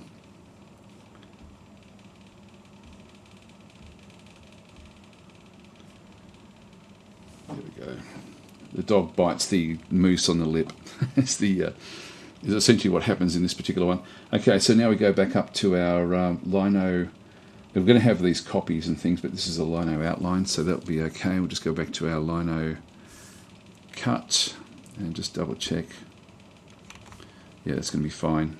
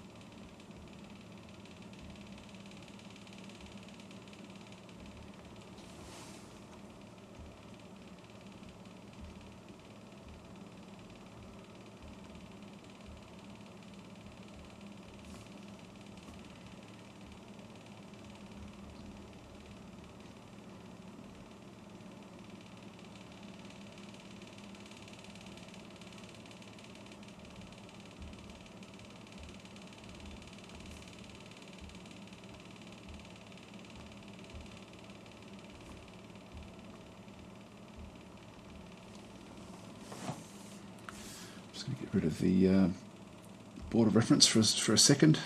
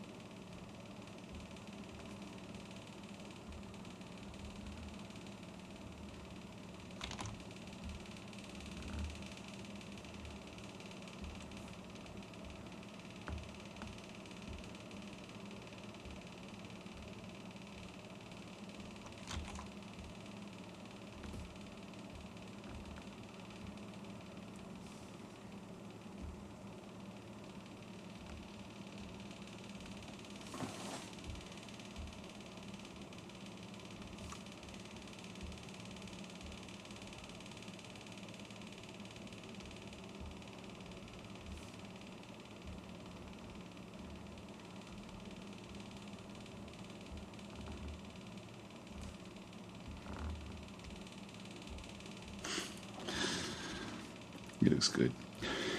I like that one.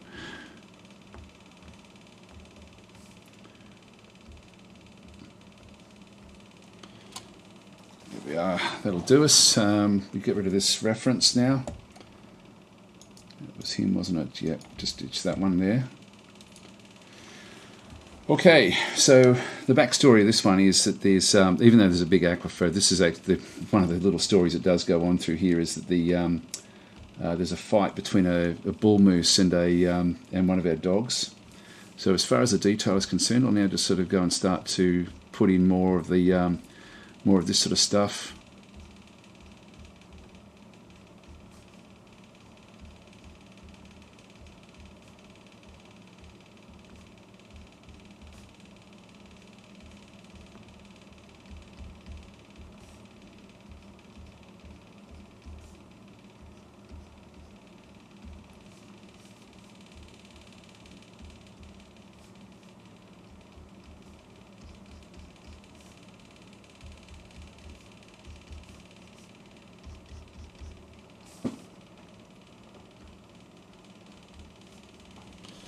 Right, and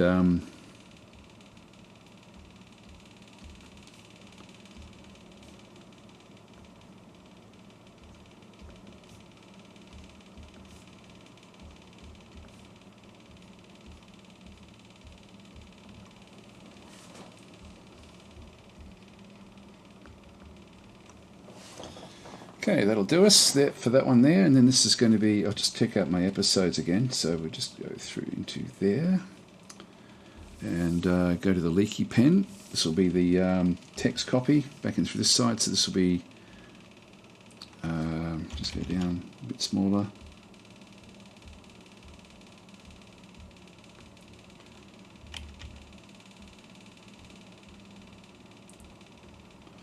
Episode 1.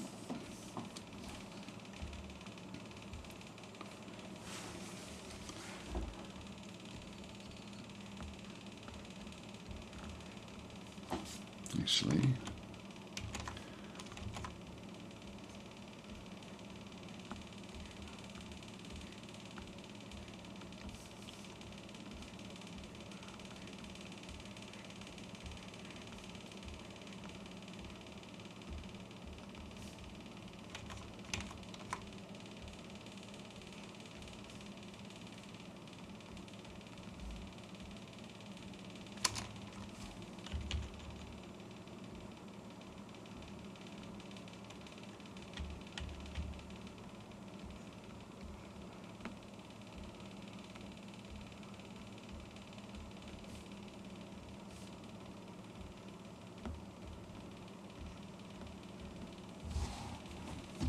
okay, that's good.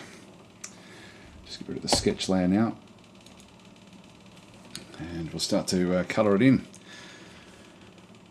So, just get rid of that top layer there, and I can now just start to, I can just make my outline my reference, and then just go into the colour and just start to paint it all in. So I'll make the dog into a fairly bright orange sort of colour. Just too yellow. That's going to be good. That one works. I'll make his eyes really yellow. That way they'll stand out, and I'll make the moose's eyes yellow as well. The moose will have orange antlers.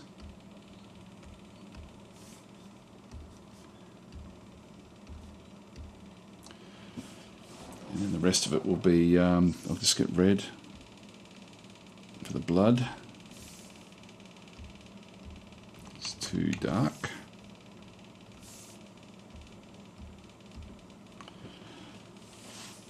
And I'll just get like a browny red, I think, for the for his actual fur.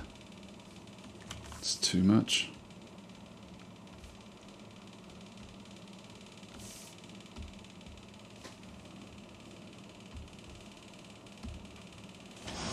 Cool. Okay, that's good.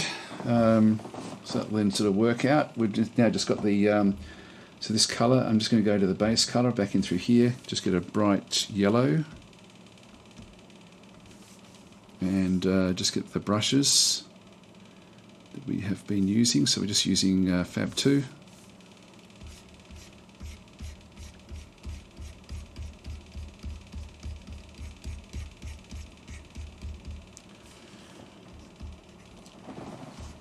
Now change this one so that we just sit back and it just constrain it back into where that actually was. And I'll also then just get like a, oh hang on, wrong area. I'll just go a bit brighter in through this side.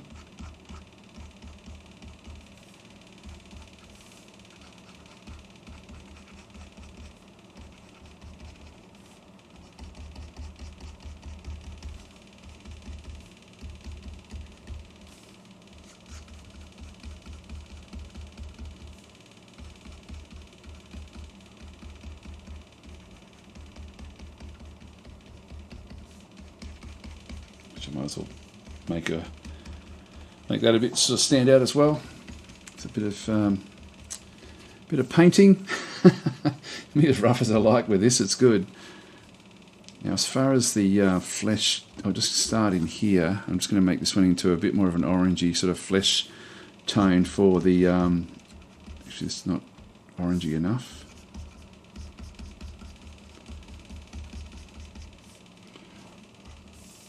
Get a bluey sort of purpley colour.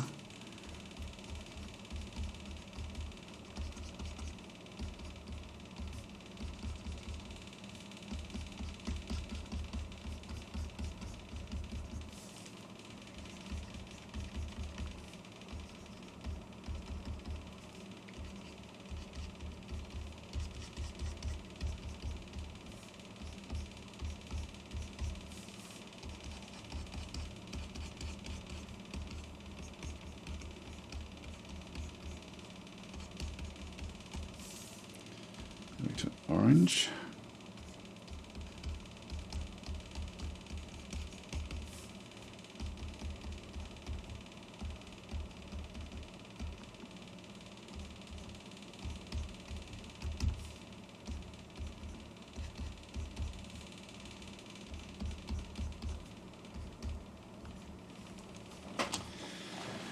That's that one. Okay, so I'll just save that one as well. So I'll probably put both of these up. So yeah, this is nice and fast actually. I can do these really quickly now. So this will be good. Just do a quick save here. But actually you have to get going fairly soon. I'll probably just do one more. Yeah, so this is good. I should actually see how long they do take, because I think ultimately this is not going to be too bad. Actually one thing I wouldn't mind doing is I'll just go over the pencil.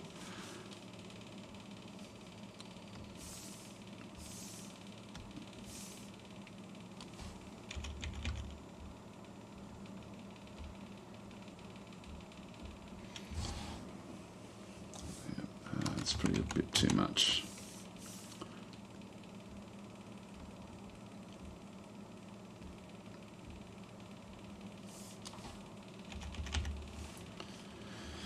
Okay, that'll do. That just makes the blood stand out a little bit. And that should do us, I think, for that one. Everything else is good there, so we'll just bring that one back up. Do a quick save. File, export single layer as a JPEG.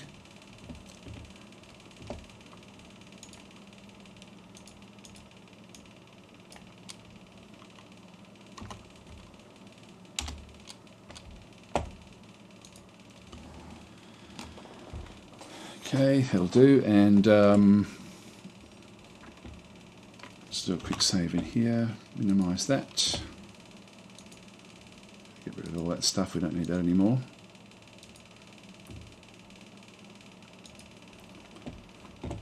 We're still going through them. We've got through most of the jobs there, so there's still 2 more to go after this, and then I can just finish off the processing. So in the meantime, we've got the Photoshop. Photoshop's not open, is it? Nope.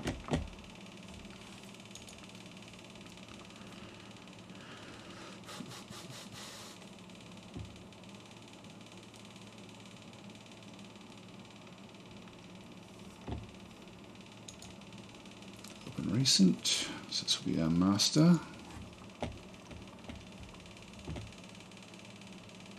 And just turn that one off. File, place linked.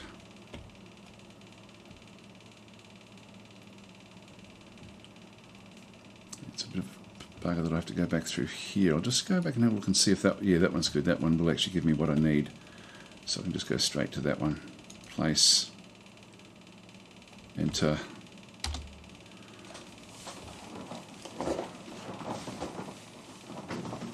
Yeah, this will be nice and bright.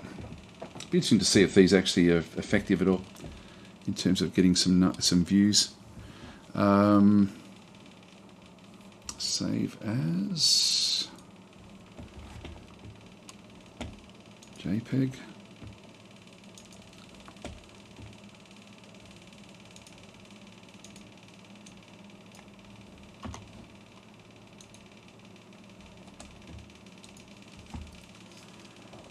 Alright, I've got that one, and the next one we'll just go and get the, what is it, so you'll save this one, save the actual master.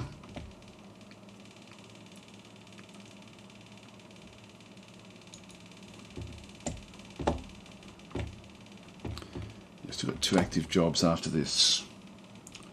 Now this one's a bit of a weird one, this next one, because this is actually a I had a look at there's a weird night creature, and I'm going to have to actually go into the video and actually have a look at the description. I'll just get Clip Studio open again, close that one off and go to episode 2. So, I wonder what we yeah, this was going to be an interesting one, because we're actually looking at a really weird creature here. So this will be the actual sketch copy. Just make sure that's working. Yes, it is. I'll open the video and have a bit of a look at the at what's going on now. This is the one that we're processing. So this is episode 2. I'll just see if I can find it in here. Welcome back to Paint Dogs, and it looks like our dog's still trying to come back, creating a course on the human, so he's actually a big rock. He was the only son. It's not telling us what that actually is. Yeah, here we go. So, a one-eyed humanoid has a short tail. Its charcoal skin is waxy. This night creature. So that's all we know, is it's just got like a waxy sort of skin with a short tail and one eye.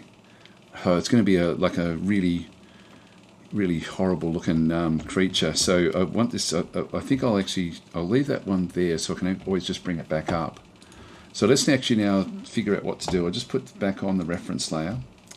And so in this case, I'll be putting in the, this will be episode 2, so I'll just put the 2 up there, so I know that that's actually there, and it's going to go, this one is going to be the Tale of the Elvish Undead Experiment.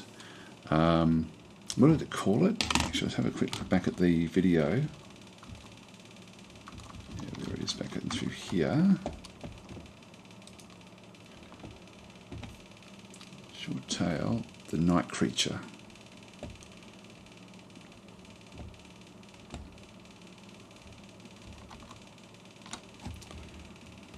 Now, the text for this,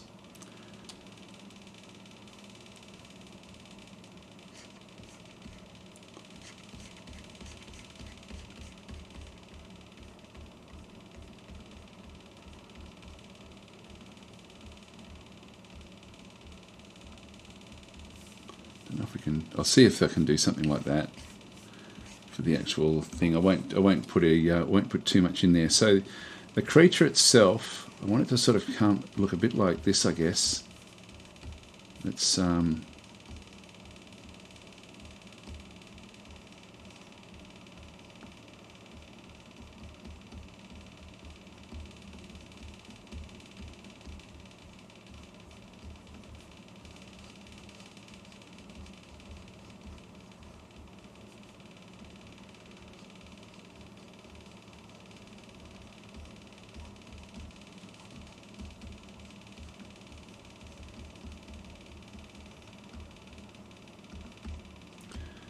get a tongue that sort of goes all the way back out through there.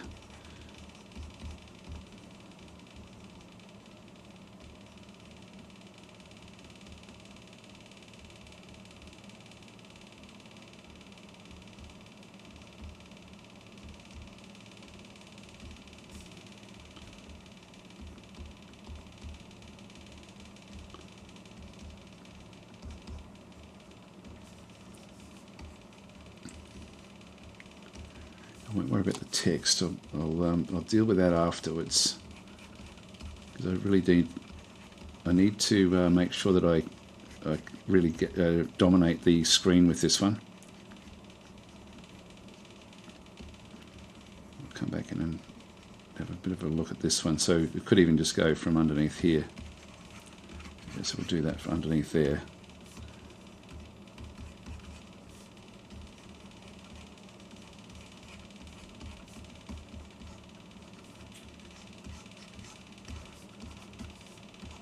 We're not going to see the tail.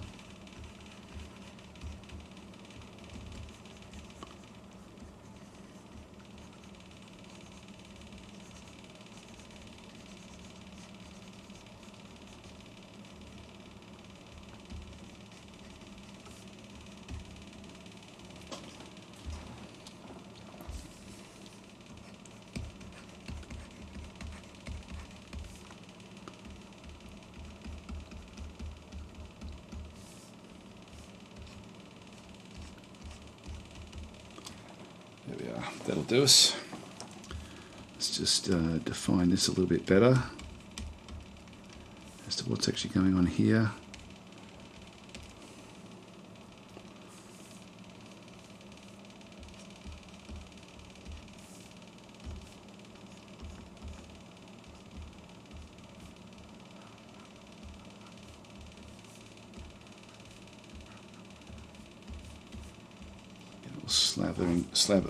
Stuff sort of slathering out through that side there. I'm going to move the head over. Whoops, I keep on doing this. Keep on sort of switching stuff out from where I don't want it.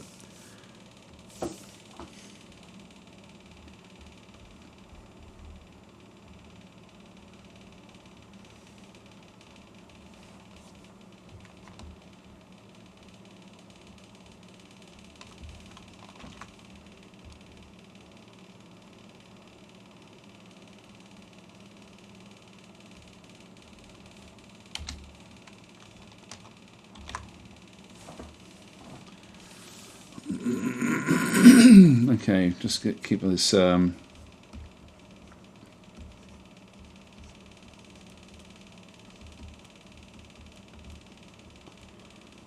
coming.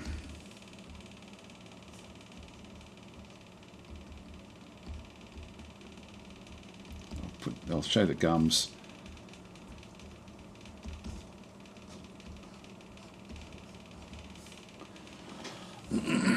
That'll do us. Just now reduce this one back a bit. So we'll start to paint over the top. So we'll now do the outline.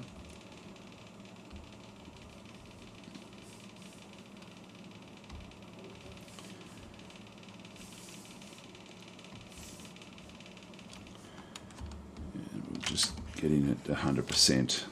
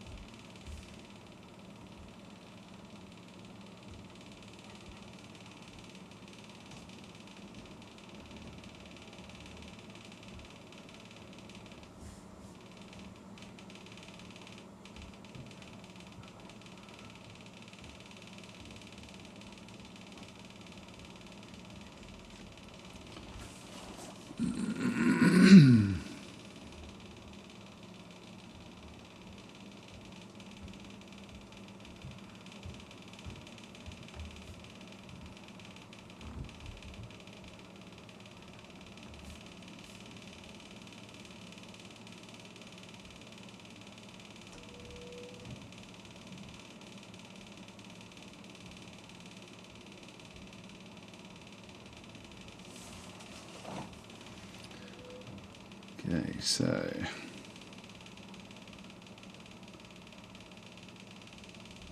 let's go this way. Darkest thing I got, it's 1:30 a.m.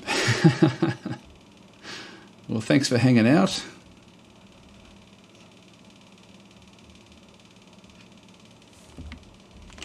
I'll leave that off for now.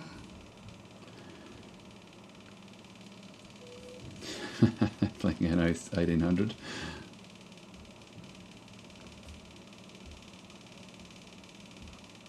Yeah, no, hardly anyone knows about this particular channel, really. Just fine for this sort of stuff.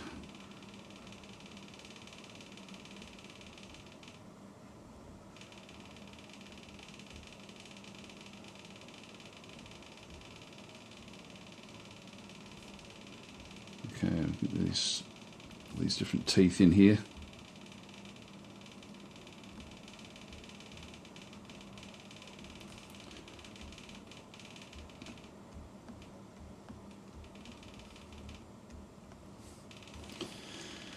All right, and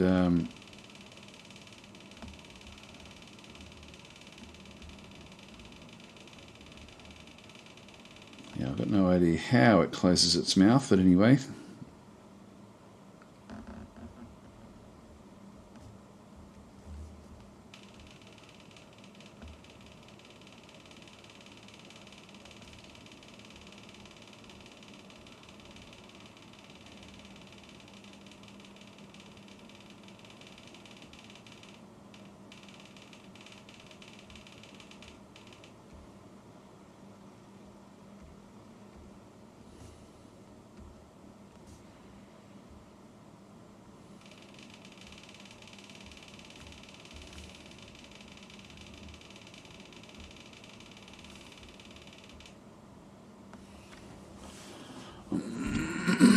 Okay, we'll push that one up.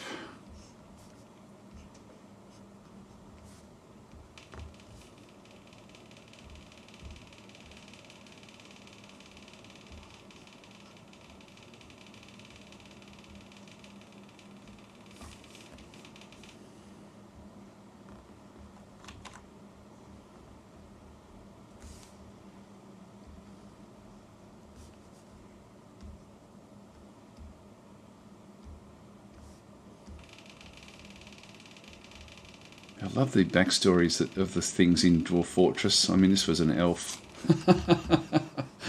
ultimately.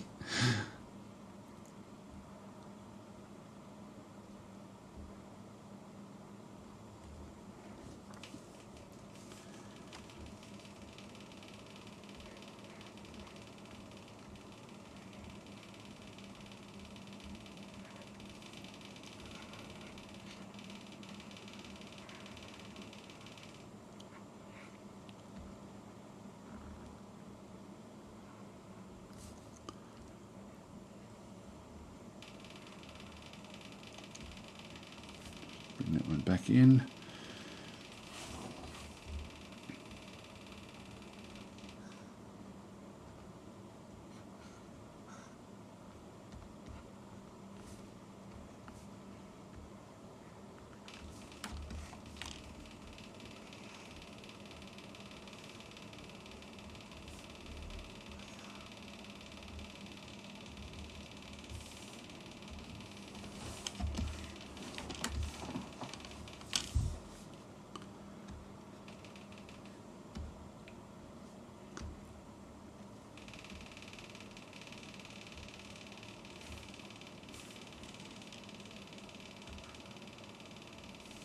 Okay, that's sort of got that one done.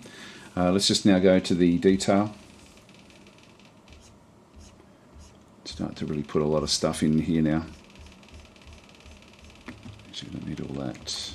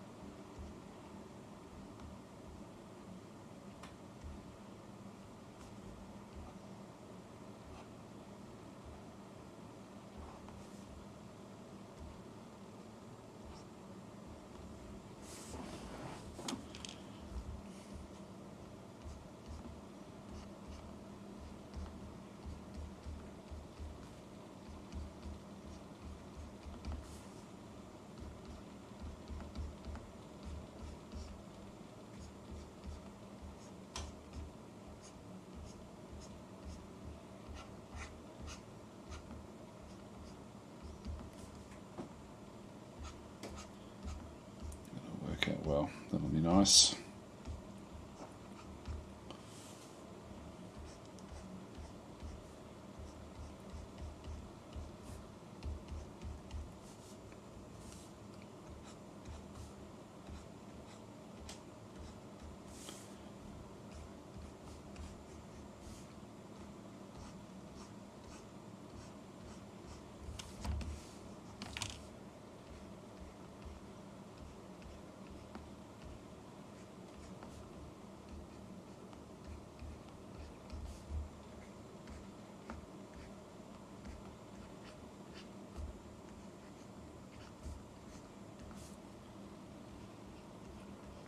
Okay, let's get in there. It's looking good actually, this one.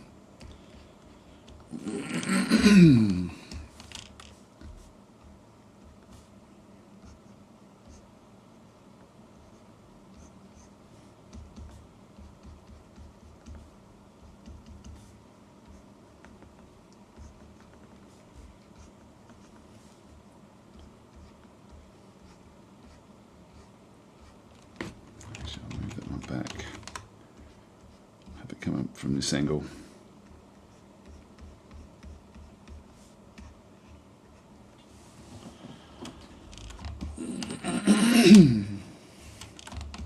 And I'm going to put in this case, I'm going to have to put the text in behind that colour there. Okay, so I've got the colours I can now start to put in.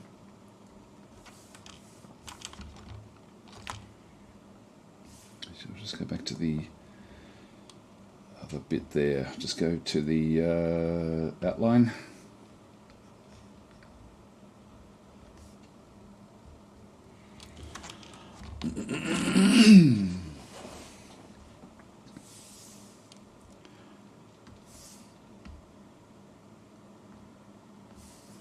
So I need to go to this one.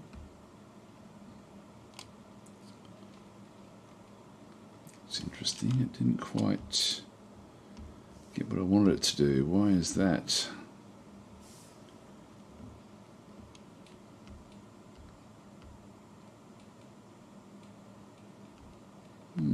That's all right, where that is.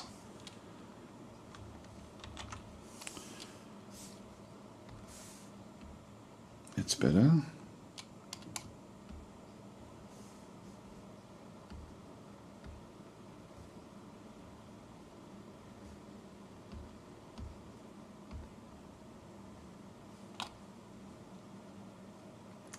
I can get the rest of it, so that sort of works. Okay, that's fine. All right, so we'll now just do an inverse of this, which is invert, and I'll just fill that. Edit, fill. Actually, I don't want it with white. Just get like a bluey colour.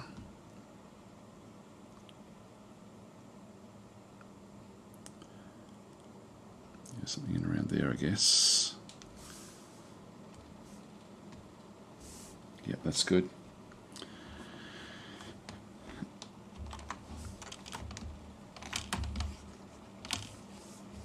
And just paint the rest of this in.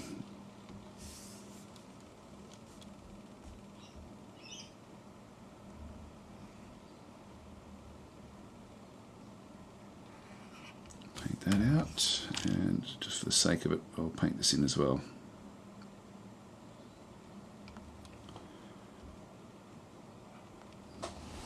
That'll do us. I've got a little bit in here to paint. Mist. Okay, that should be enough. Add a little bit in there. That's pretty much it, I think. Oh, hang on, no, we want to get rid of this. I'll just cut that out. There we are. That's good. All right. So now we can now just start to I can now start to paint in the various other colours. I'll just make sure that we now lock this transparency layer, and I'll just sort of see what we end up with when I start to actually paint things. So if I just go to the paint bucket, again, I'll just get like a yellowy sort of eye.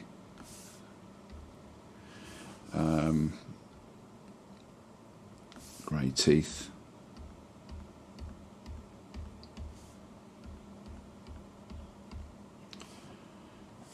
claws, I don't think, yeah, that's not going to work. I'm going to have to paint them in myself.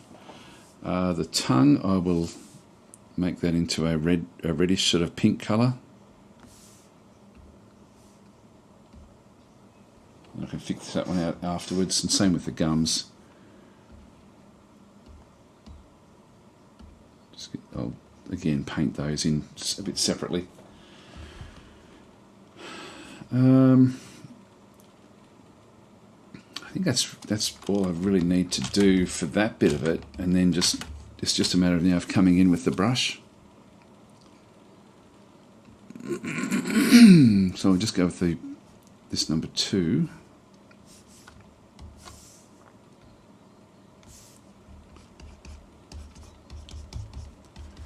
Just get a little bit of depth in behind. And come over the top afterwards.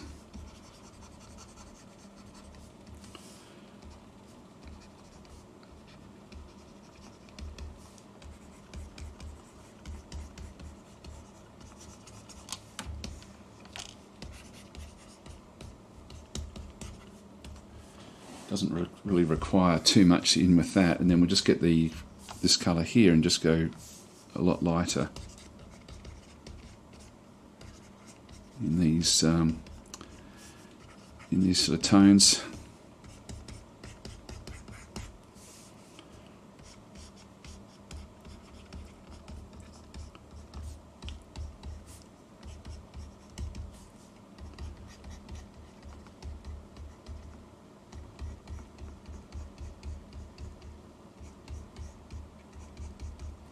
To define the actual shapes of things like the heads and stuff.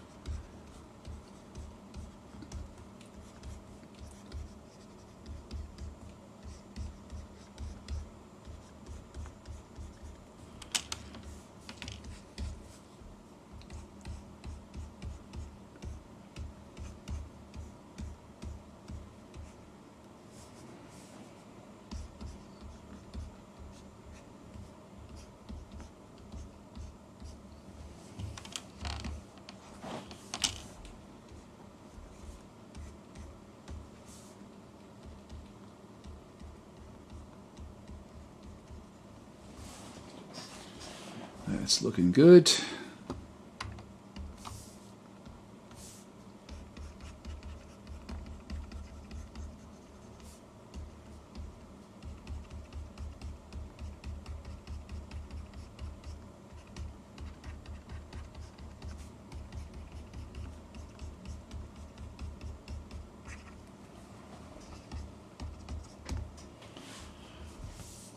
With these, we'll just make a sort of slobbery purple, perhaps even. See what that looks like. Yeah,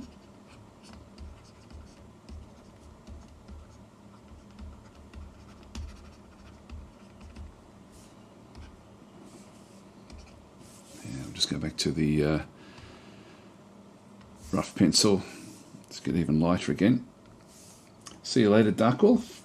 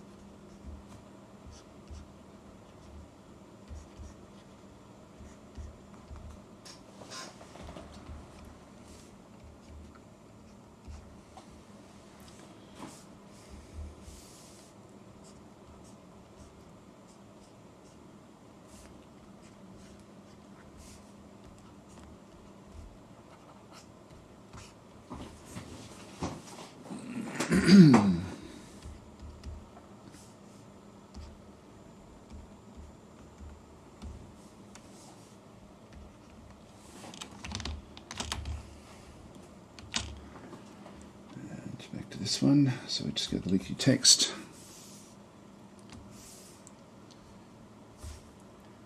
Put that on for reference.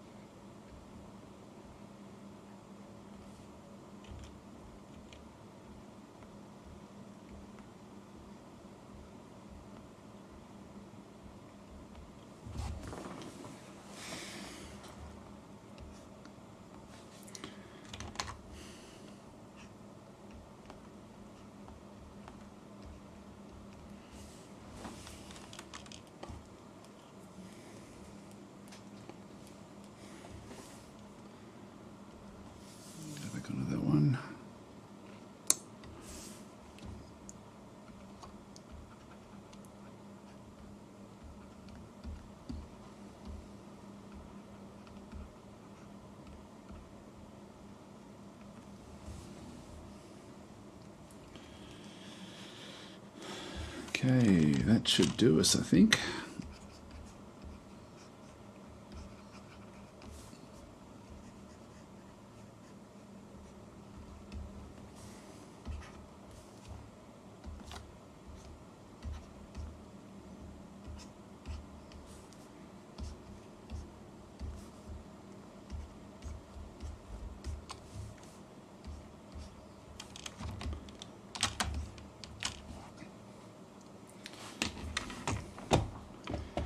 Okay, that's good.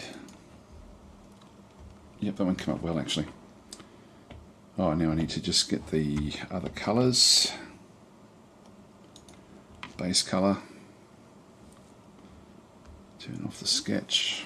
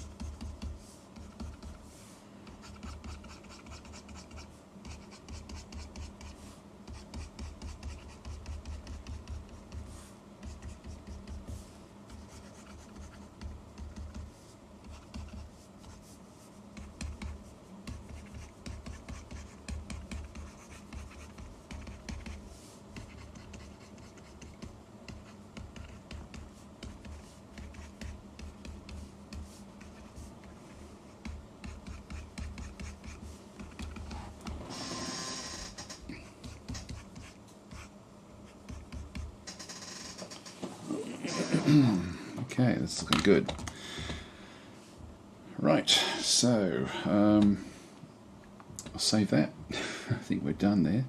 So I'm going to have to call it quits now as well. So I'll just save that one away, and then I'll start to upload these things onto YouTube. So thanks for watching, guys. If anyone is actually out there, I don't know if anyone is. Actually, we'll just change a few little things in through here. Let's go into that colour there. Just knock this one back a little bit.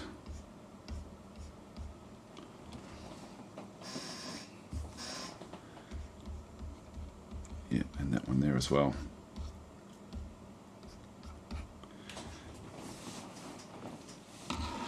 All right, okay, I'm going to leave it there, guys. So thanks for watching, and I'll catch you next time.